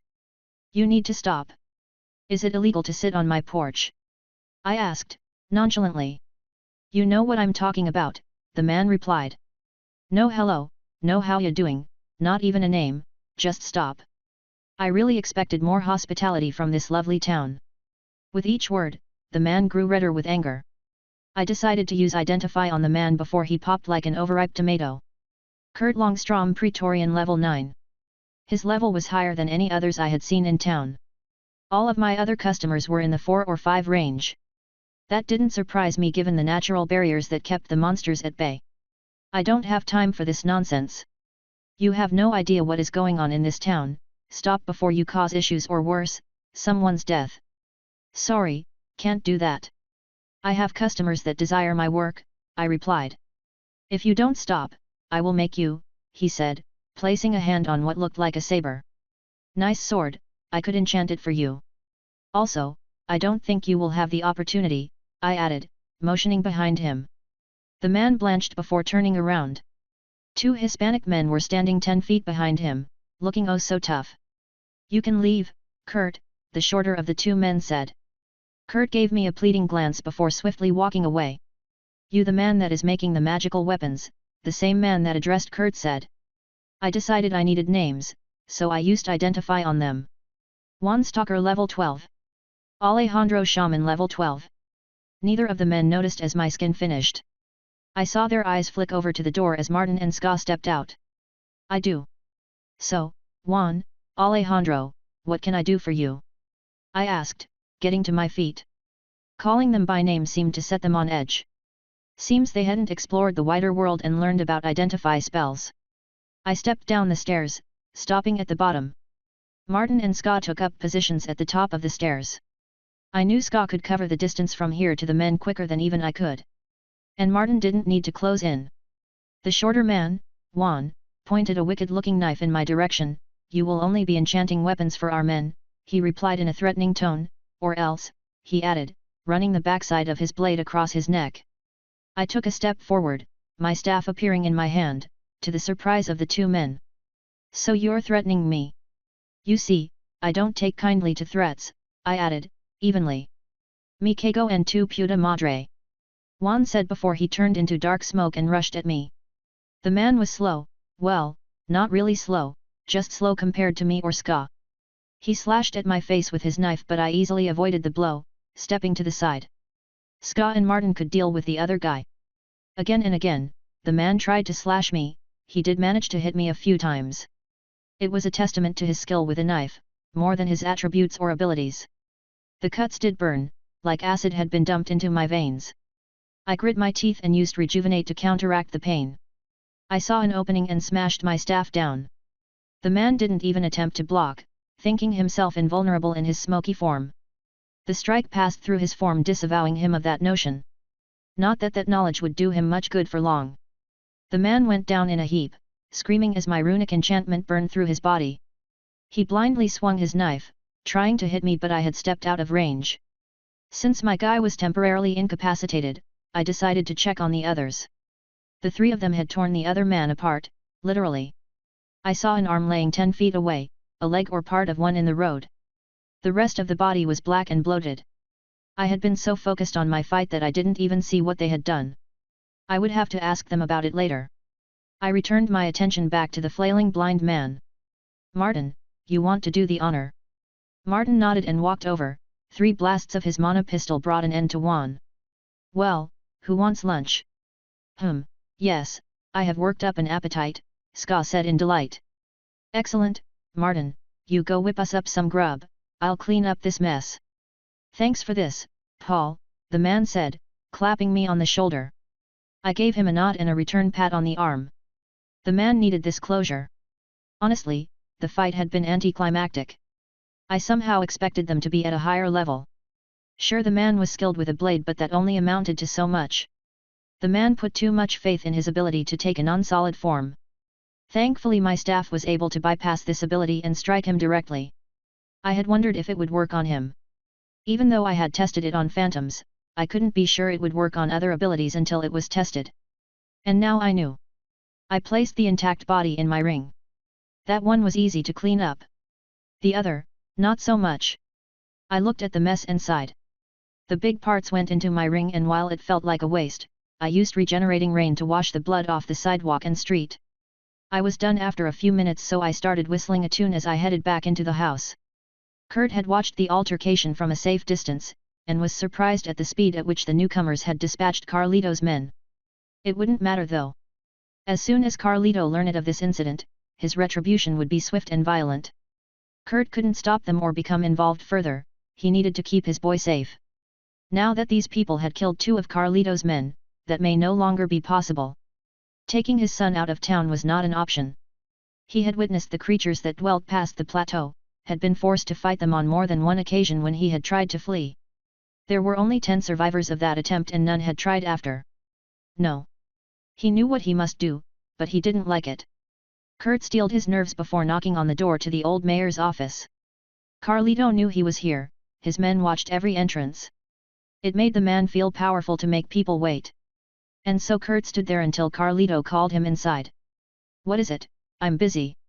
The office was in disarray and Carlito sat in the chair behind a big wooden desk. His feet were propped up on the desk while he picked his teeth clean. Kurt bristled at the scorn this man showed for the once prestigious office, but he kept his emotions in check. "There are some outsiders that have come to town." "Yes, I am aware, what of it?" "I saw them kill 2 of your men today," Kurt spoke. Carlito paused, flicking his pick to the ground. He lowered his feet slowly off the desk and got out of the chair. A knife appeared in the man's hand and he jammed it into the top of the desk with enough force to plunge the blade to the hilt. Kurt swallowed hard but didn't move. The man approached slowly, walking around him without saying a word. "So you just watched my men die?"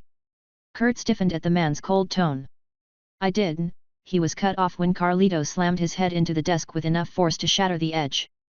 The blow left his vision hazy and distant as he lay groaning on the ground. "I will deal with you later," Carlito growled as he left the room. Kurt could only lay in a daze on the ground from the attack.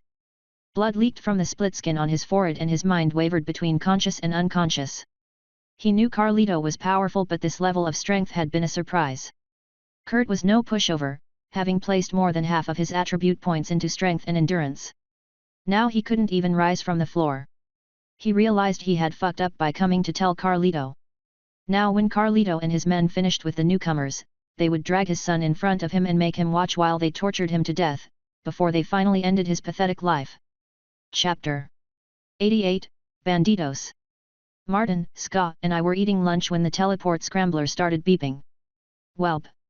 I guess our friends are here," I said, putting my fork down and wiping my mouth. You think they will wait for us to come to them? There was a loud bang and the house shook as they tried to bash in the front door. That would be a no, Martin replied. Alas, they have no redeemable qualities. If they had, maybe, just maybe I would feel sorry about killing them. Nah, probably not, I added, standing and stretching as another bang rocked the house. They are persistent, Ska added, looking out the window. How many do you see? I can only see 4, but I smell more. I grunted in affirmation. Martin and Ska, how about you greet our guests? I'll land behind them. Feel free to kick it off. Martin nodded and Ska gave a satisfying throat rumble. I did not doubt that Ska would attack the first person he spotted. I headed for the back balcony as the others headed downstairs. I heard the clank of Martin's dice as they clattered on the floor. That would be an unpleasant surprise for our visitors. I didn't know where Fiona was, she had followed the policeman as he left.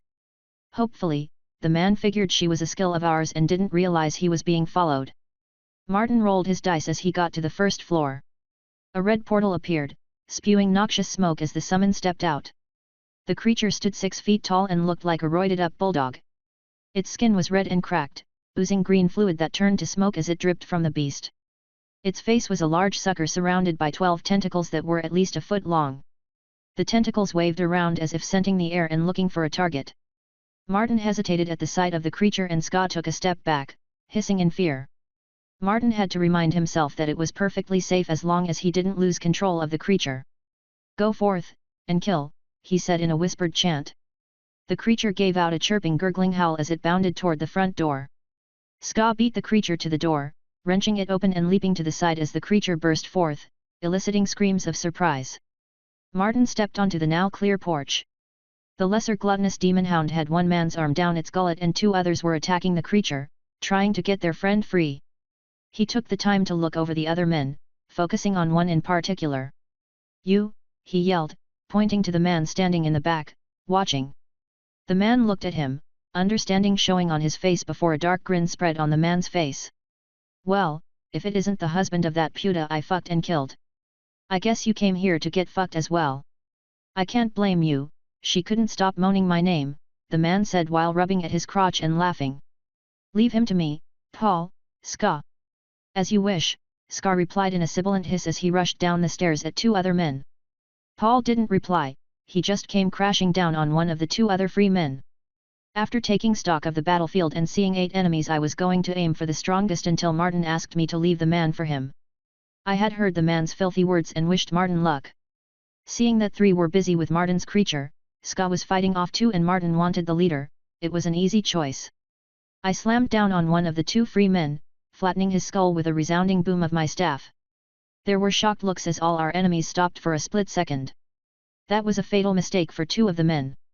I saw Ska tear the throat out of one man with his sharp claws. The other man was yanked from the grip of his friends and the creature expanded its void-like maw to completely devour the man while he screamed. The screams brought the rest back to reality and the enemy reacted. I heard the leader scream in outrage, releasing a spell. A shockwave of force rippled out, slamming into everyone within a 20m range. Seeing the attack coming, I reacted, casting body like stone. Unfortunately, my spell wasn't fast enough to cover my companions before the enemy spell struck. Martin and Ska were knocked from their feet, but I was able to resist the spell. Martin's creature was unaffected, as well as the enemies. This led to problems. Ska was stabbed in the side and was forced to retreat with a bloody limp. I also took a bloody cut across my arm as the other man, near me, took advantage of my distraction. The large gash gushed blood as I looked toward it and then at the man that cut me. He had a cruel grin on his face as he watched me, both long knives at the ready. That little attack is going to cost you, I growled, casting Rejuvenate on myself. As my wound closed, the man's grin was wiped away. I was still poisoned, but I ignored the weak poison as I spun my staff and used Identify. Julio Duelist level 11. I snorted at this. The man went livid with anger. Sorry, I wasn't laughing at you, just it seems like every idiot has the duelist class. That appeared to be the wrong thing to say as the man lunged at me, flicking his blades in and out quickly, trying to stab me.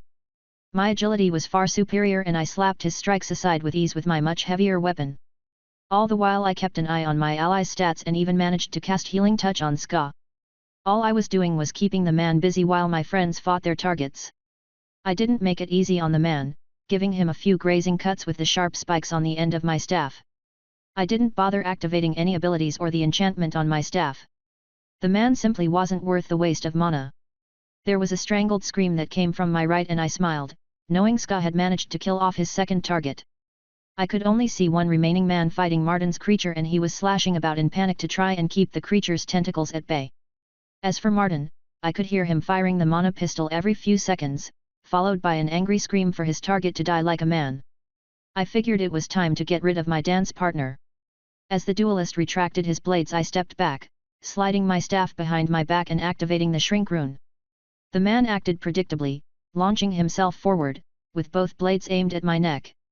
My staff, turned mace, snapped out and I deactivated the rune. There was a crack as the heavy weapon slammed into the man's upper chest. He was launched backward by the weapon and I wiped away the 2 thin lines of blood the man had managed to draw. I cleansed the poison and walked toward the man. From his appearance and the blood he was spitting up, I was pretty sure I broke more than a few ribs and collapsed his lung. The man gave me a pleading look. I stepped on his neck and pushed until I heard a crunch. The man went limp and I turned to survey the rest of the fight. Martin was forced to step to the side as the man named Carlito slashed at his face. Martin was thankful that his agility was high enough to keep up with Carlito's. It was only thanks to Paul's buff, but still. Fighting like this wasn't Martin's forte, but he didn't want to hide behind a shield. He wanted to kill this man with his bare hands. It seemed like Carlito had stacked his skills in strength and Martin could feel the broken rib from the punch he had taken when he allowed the man to get too close. The greasy smile that Carlito held only stoked his anger further. Still, he fired away, hitting the man more than once. Carlito had some ability to shrug off the damage. Martin was forced to watch as Carlito's body flared in red light, wiping the damage away. Martin didn't think it was a healing spell, but something else. Martin found out where all that damage went. Carlito's hand glowed a crimson red as he punched out, sending a concentrated wave of force barreling toward him. He felt his body quiver under the impact as his organs ruptured. The air forced from his lungs was red with blood as he was launched backward. He hit the ground hard, only to feel a healing warmth flood through him. He turned his head to see Paul, standing off to the side without a care, his staff in one hand and the chanted spell coming from his lips. Martin spit out the remaining blood and got to his feet. Carlito still had a smug look on his face, even with 3 people arrayed against him. "Let's dance, gringos. You got this, Martin, show no mercy," Paul stated flatly, not responding to the other man's barb. Martin nodded, sticking his fingers in his mouth and giving a shrill whistle. The demon bounded over and Martin slapped his palm onto the creature, activating Blood Bomb. The creature shook before running at Carlito. The man laughed mockingly and pounded his fists together as his body started to enlarge itself. He was now twice his size and stood over 10 feet tall. As the creature leaped at him he went to smash it to the ground with a left hook, only to have the creature explode. "Eh!" he roared, stumbling back and trying to wipe the blood and bone from his face. The hand that struck the creature was a ruined mess of shredded skin, muscle, and bone. Martin followed this attack up with Breath of Corruption, blowing out a cone of tiny bugs from his mouth, that wormed their way into his skin and body. The giant man was now frantically slapping his arm and face trying to crush the creatures below his skin. Martin pulled out one other skill that rarely got any use. Mostly because he couldn't cast it while under his shield. An electric green whip appeared in his hand, and he lashed out, wrapping Carlito's good hand in the energy. Where the whip touched, the man's skin blackened and fell away. Carlito screamed in pain and rage and tried to yank Martin toward him, only to cause the whip to dig deeper. All the while Martin fired away with the mana pistol. Eventually, Carlito stumbled to his knee. He was unable to absorb all of the damage from the 3 damage overtime spells. Blood was leaking from hundreds of wounds as the damage continued to pile up. Martin just held the whip and watched. The man's final words were drowned out by the blood that bubbled up. At last, the man fell over dead, his body falling to pieces as the bugs devoured it. Martin heard clapping from behind him and turned around. I had to clap, that was one hell of a show. I always knew Martin was a badass. We looted the remaining 4 corpses. 3 had been devoured by Martin's creature and the last had been eaten by his spell. Still, they had nothing special, simple pre-system knives or machetes. Fiona returned a half hour later, looking around at all the blood. "Sorry I wasn't here, Carlito sent 2 of his men to kidnap someone. I decided to stop them before they got there, but one of the men gave me the slip for a bit. Someone related to our officer friend? I asked. Yeah, he did kind of sell us out. But Carlito messed him up pretty good before heading over here. I couldn't just let those thugs get to the kid. No, what you did was for the best. I'm a bit disappointed with Kit's choice, but it accomplished our goal here at least, assuming we got everyone. Hard to say, Fiona added, we could ask Kurt when his senses return. I last saw him in the mayor's office. Okay, Martin and Ska, you two stay here while Fiona and I have a chat with Kurt. There wasn't any argument from the two. Martin was spent from his fight and Ska was still angry he had been injured in the fighting. I lightly kicked the unconscious man, he groaned but didn't wake up. Grunting, I cast Regenerating Rain. Of course, I could have used any of my healing spells but the spluttering scream was its own reward. Morning sunshine, we need to have a chat, I said, leaning against the broken desk. Wah, how, Carlito should have killed you. Ha, that loser, kill me? No, I don't think so. How many men did he have?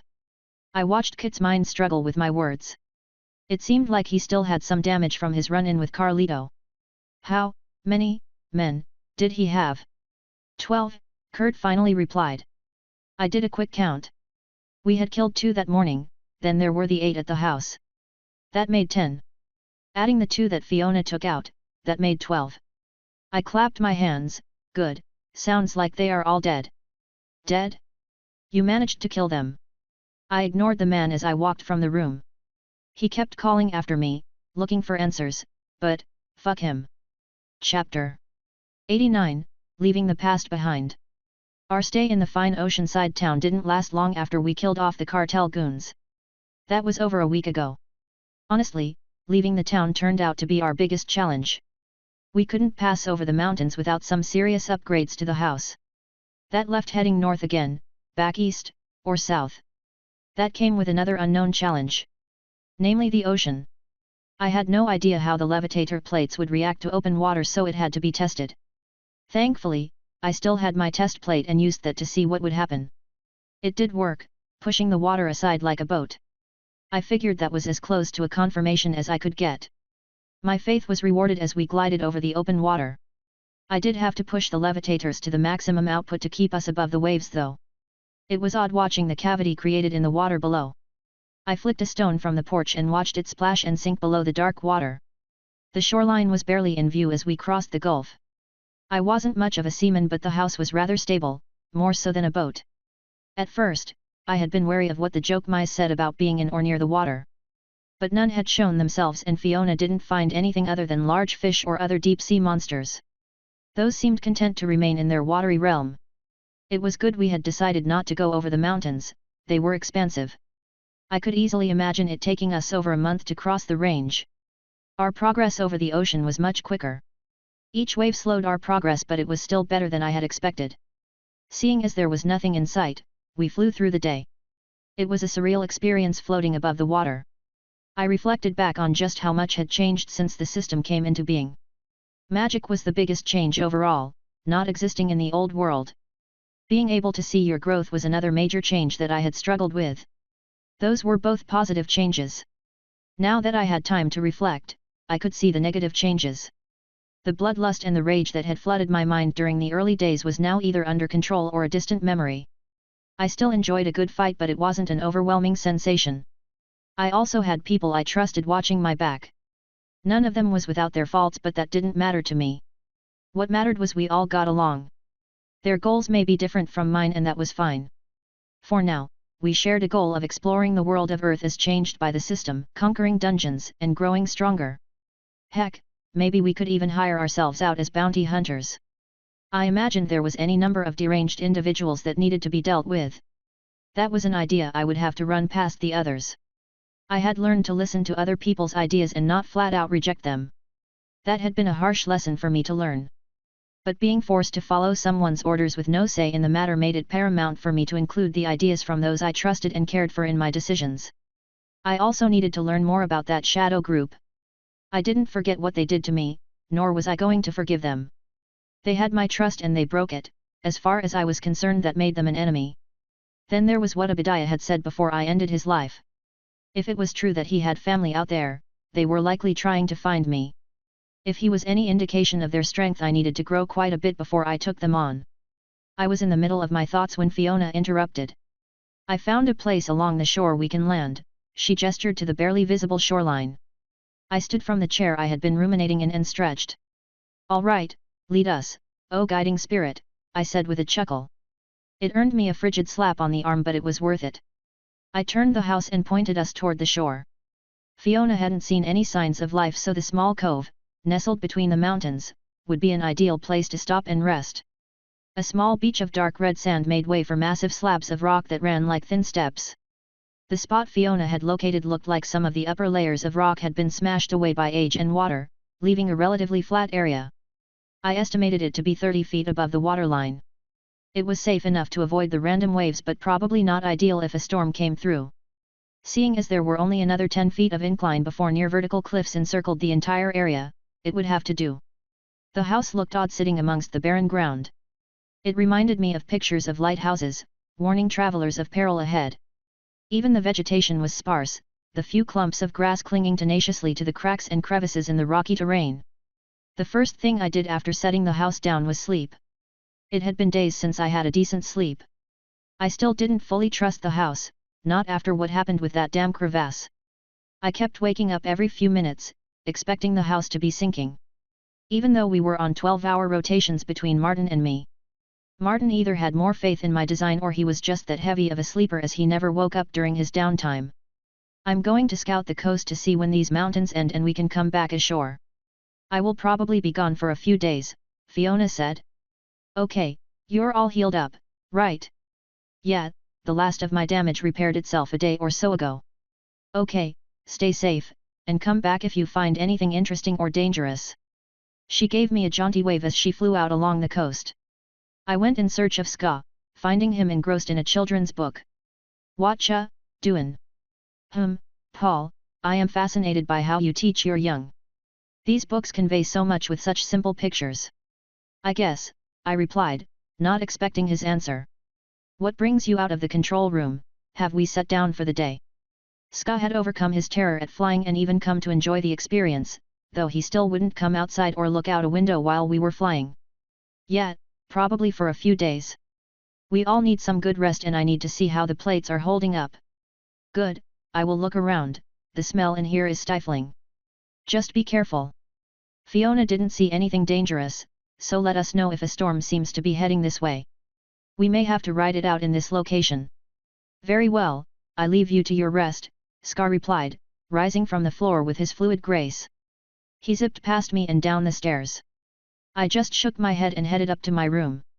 I should have kept my mouth shut. A full day had gone by since we landed, I was rested, relaxed, and had replaced some of the deteriorating stellium panels. Then the storm came. I was forced to use Earth Fist and Metamagic to bind the house to the rock as wind, rain, and waves slammed against the house. Fiona was still gone, out scouting. It was probably for the best, we couldn't go anywhere until this storm let up anyway. The house groaned as another wave slammed into the side. I had learned a trick though. Keeping the pusher plates on the ocean side, charged, blunted much of the force of the waves. Otherwise, I fear the house would have been smashed to pieces by now. I knew there was already damage. It could be seen in the bits of flotsam that drifted away as the wave receded. With nothing to do but wait, eat, and sleep, I had chosen the latter. So you will forgive my surprise when instead of waking up in a nice comfortable bed, I woke up in a cell. All of my gear had been taken, even the ring I hid on my, well, let's just say, it wasn't a normal place to stick a ring to and wouldn't have worked if the ring wasn't magical, and resized itself on occasion. I was left wearing a dirty set of threadbare clothing, that was too short and seemed to be fit for a Gerd-here person. At least they had the decency to give me a thin rope belt to hold the pants up. I looked around the rough-hewn, rock-walled cell. Other than a barred gate on one end, it included a thin straw mat and a bucket. I tried to stand but was forced to crouch as my head brushed the ceiling. I had to quell the rage inside my heart at being caged again. Quietly I moved to the door and tried to open it. It was securely locked. I quietly chanted my Earth Fist spell, only to have it rebuffed. Quiet down in there, a gruff voice yelled from down the hall. Why have you taken me prisoner? I demanded. There was no reply, but I felt a jolt run through my body, forcing me to my knees. Frantically I reached up to touch my neck, heaving a sigh of relief that there was no collar there. The magic must be built into the cells. I tried testing a few more spells, finding out something interesting. It looked like I was still able to cast self-targeted spells. I had to smile at this. This gave me access to Area of Denial, Flurry, Seismic Strike, Blink Step, Multicast, Godly Might, Wings of the Falcon, and Eye of the Storm. Although, I thought the latter may not work without a staff. That was fine, if I needed to I could do some serious damage with just those spells. If Martin and Ska were with me, I would have already acted. For now, I decided to wait and see what transpired. I didn't have to wait long. It sounded like 3 sets of booted feet were coming down the hallway. There was a rattle of keys in the lock. The door was pushed open and a burly dwarf stepped inside. "Come with me." I obeyed, stepping outside the cell, where 2 other heavily armed dwarfs stood. The ceiling in the hallway was slightly higher and I was able to stand fully. I followed the first dwarf as he led me down the hall and up a flight of stairs. I was forced to hunch over again as the stairwell ceiling was too low for me. Eventually, we came to a massive set of double doors, inlaid with pictures of warriors in a great battle. I could feel the magical power that radiated from the doors. 2 dwarfs that flanked the doors pulled them open, using the massive gold rings. Honestly, it was a bit ostentatious for my liking, but who was I to judge another species? The room beyond was massive. Tiered seating was on either side of the long walkway. The seats were full of silent judging dwarves. Their eyes followed me as I was led towards a raised platform that had both Ska and Martin chained to it. I had to shove down the anger that threatened to rise at my friend's treatment. I was chained to the floor along with them. "Hey, guys, how's it going?" "Silence," the dwarf guard bellowed. The other 2 looked at me but remained quiet. I figure they must have gotten yelled at or worse already. 3 dwarfs entered from a side room and sat at the 3 throne-like chairs a dozen feet from where we were shackled. As soon as they were seated, the center one spoke. "We are here to pass judgment on the crimes of the outsiders," he said, looking at the audience. "Those crimes include trespassing and damage to vital infrastructure." "How do you plead?" he asked, finally looking at the 3 of us. "Obviously, we are innocent of any crimes. It was your people who brought us here." The one on the left pressed a button and a holographic image floated between us. "Do you deny that this is your dwelling?" The image clearly showed our house. "No, I began to speak but was cut off." "Then how can you deny trespassing?" The one on the right spoke up. "Was it you that bonded the structure to the stone?" "Yes, but," again I was cut off. "Then you admit that you are guilty of both charges. So why do you claim innocence?" "There seems to be some misunderstanding here," Martin added. "Do you doubt our competence?" the central dwarf replied. "No, just that there is some confusion with why we are being charged." "Let me ask you this then," the one of the left asked, "are you over the age of puberty?" Yes," Martin replied in confusion. "Then as an adult, you are responsible for your actions. Unless you are trying to claim that your mind is enfeebled." "I can see that coming from the beastkin," he added, motioning towards Ska, who let out a low angry rumble. "This is ridiculous," I growled. "If you wanted people to remain off your land, perhaps put up a damn sign." "Silence," the council yelled in unison. There was magic behind the command and I was forced to close my mouth. "You 3 will leave our lands in the next day or you will be considered outlaws. As recompense for the damages incurred, we will be keeping your items." "You're nothing but thieves," I managed to say, despite the magic. "Enough, we will not bandy words with criminals. Take them to their structure and make sure they leave our lands." The 3 men rose and left the room. I tried casting any of the spells I could before and found them locked down by the magic in the chains. I screamed in rage and tried to rip the chains free. Chapter 90, Penniless, but not broken. I woke up on the bottom floor of the house. Martin and Ska were on the floor next to me. The house was a mess, items of no value had been tossed around. Furniture had been ripped or broken and windows busted out. The front door was still intact as well as the front windows. Those I had made stronger with runic enchantments. That was a good sign, it meant that the control room was likely still intact. The control lines should still be in place as well because they were hidden from view by the Odin rune. I stumbled to my feet, whatever they had dosed us with still affecting me somewhat. After quickly checking on the other two and seeing that they were alive, only unconscious, I moved toward the control room. The door and frame around the room had dozens of marks from axes and other weapons. But it was still intact. It seems they had given up trying to get into the room. I placed my hand on the door, activating the tattoo on my hand. The door swung open and the control room remained untouched. I sighed in relief and began powering up the house. Martin stumbled in while I was preparing. Are we just going to leave and let them get away with this? No. I yelled. I had to take a calming breath. Get the house into the air and I will show them what happens when they fuck with us. Let Ska and I join you. Martin implored. I would, but you and Ska can't fly or teleport. That was part of the reason, the other part was I wasn't sure if the dwarves would be able to render me unconscious again. Without knowing how they did it, I couldn't fight against it. I could only hope my area of denial spell counteracted their attempts. Martin grumbled but did as I asked. Very well, I will control the house. Teach them a lesson they won't soon forget. Oh, don't you doubt that, I said, grabbing one of my basic wooden staffs from inside the room. I only wish I had the forethought to store my spare good staff in here. The staff wouldn't last long but it should be long enough to complete my task. I felt the house rise off the ground as I headed toward the roof. If my little bit of earth manipulation caused damage to their infrastructure, I hoped my plan fucked them over for decades to come. I watched from the peak of the roof as the house rose as high as it could. I activated my wings and blink step, flying as high as possible. As the spell ended and I began to descend, I cast Aura of Denial and imbued my staff with earth and fire. The wooden staff vibrated as it barely contained the magic. Then I fell. With a smile on my face, I slammed into the ground right after activating Seismic Strike. The stone around me rippled and split, spewing molten rock and cracking the cliff face. Unfortunately, my staff was not able to support the magic any longer and burst apart. The initial shockwave blew me clear of the beach. I got to watch as the magical explosion collapsed in on itself, then it expanded again, vaporizing anything it touched. I had a moment of panic, thinking the house might be in the zone of destruction. I was relieved when I was able to spot it from the corner of my eye. It had been pushed farther out to sea by the initial blast. Then I slammed into the water. Thankfully my area of denial spell was still active. I bobbed to the surface and quickly cast my wing spell, flying to the house. I heard Martin yelling but I needed to see what my vengeance had wrought. The entire cliff face was collapsing and sliding into the waves below. This exposed open tunnels and dead dwarfs. I was tempted to turn the house around and go retrieve my shit when I saw a flash of light. A beam of white light clipped the roof, sending the house tilting wildly. I was thrown into the ceiling of the porch and landed with a thud.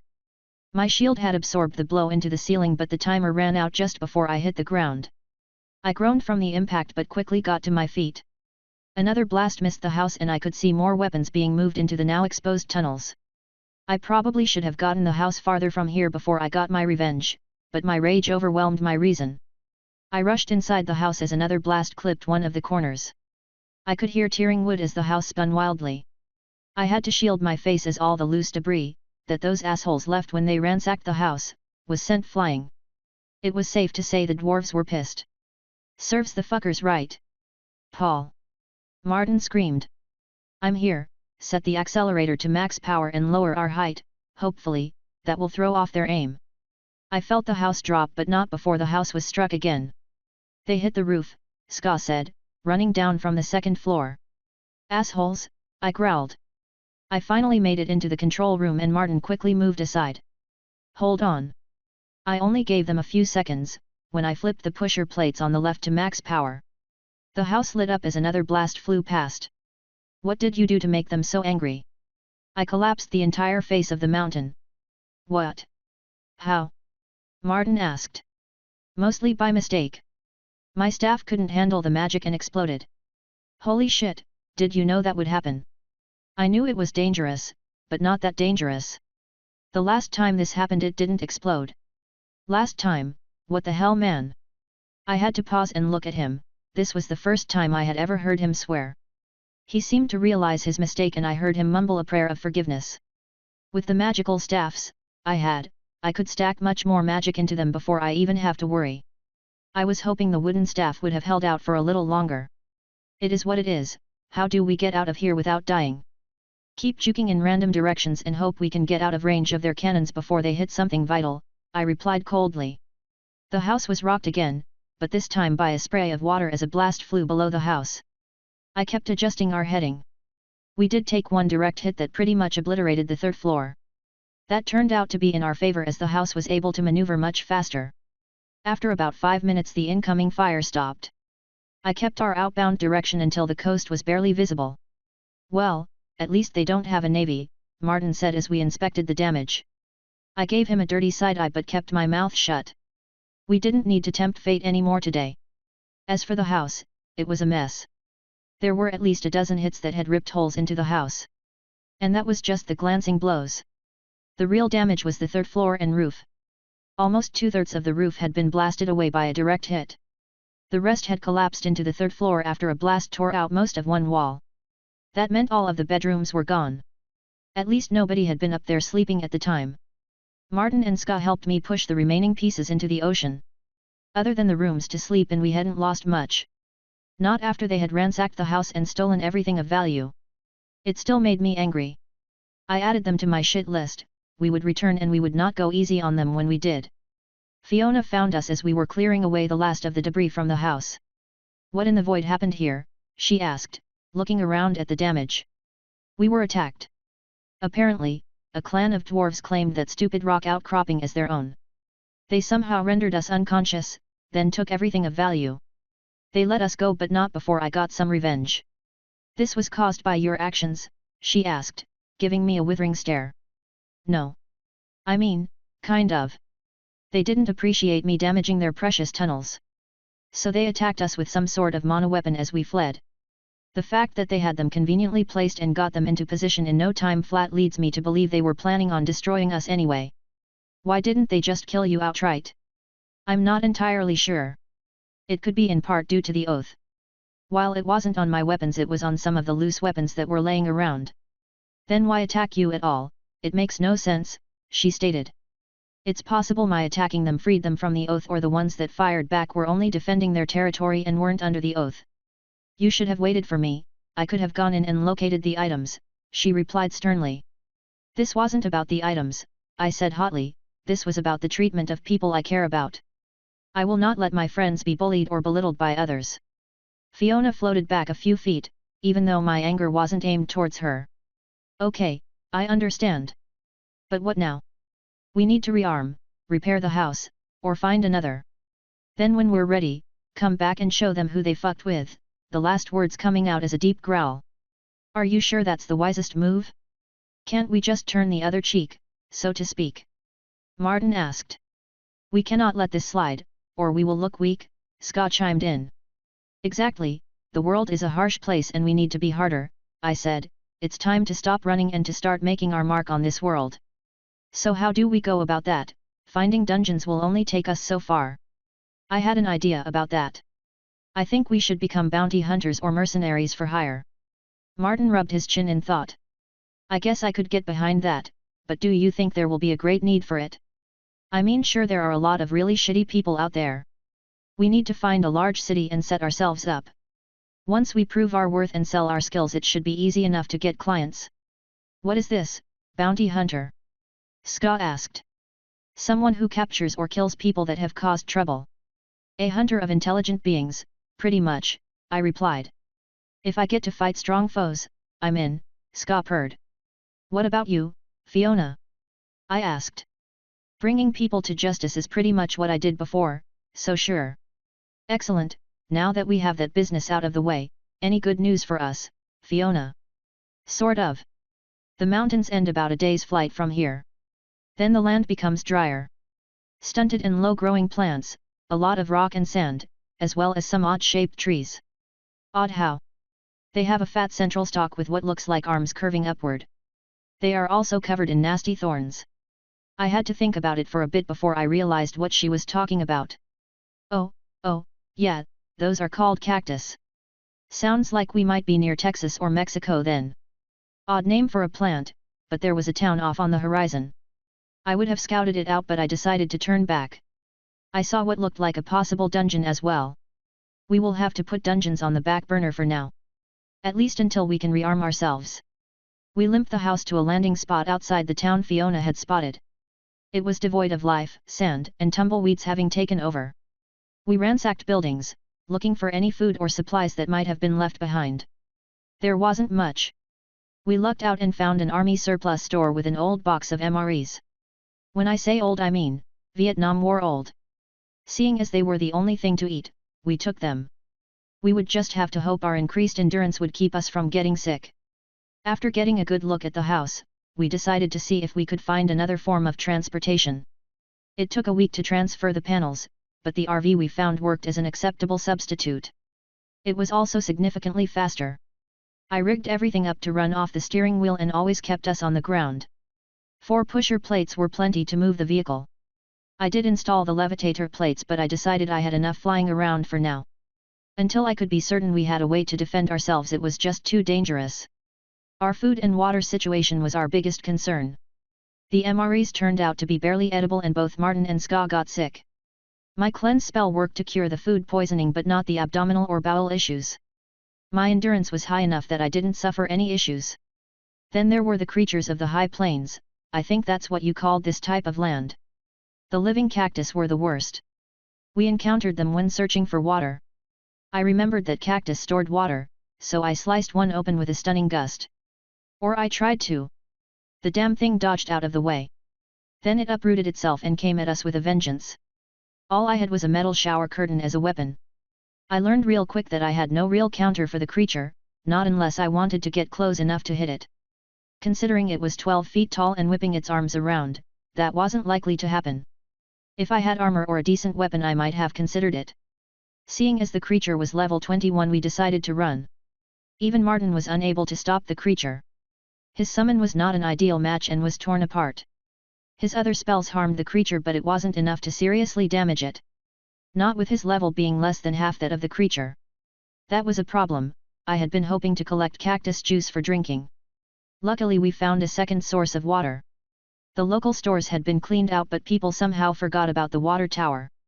The water was clean, if a bit metallic tasting, from sitting for so many months. We filled up any jugs or plastic bottles we could find and loaded them into the RV. We also filled the water tank, though there was no power and we didn't have any mana engines to make up the difference. Everyone aboard, we have places to be and people that need to be dealt with. Once everyone was on board we were off.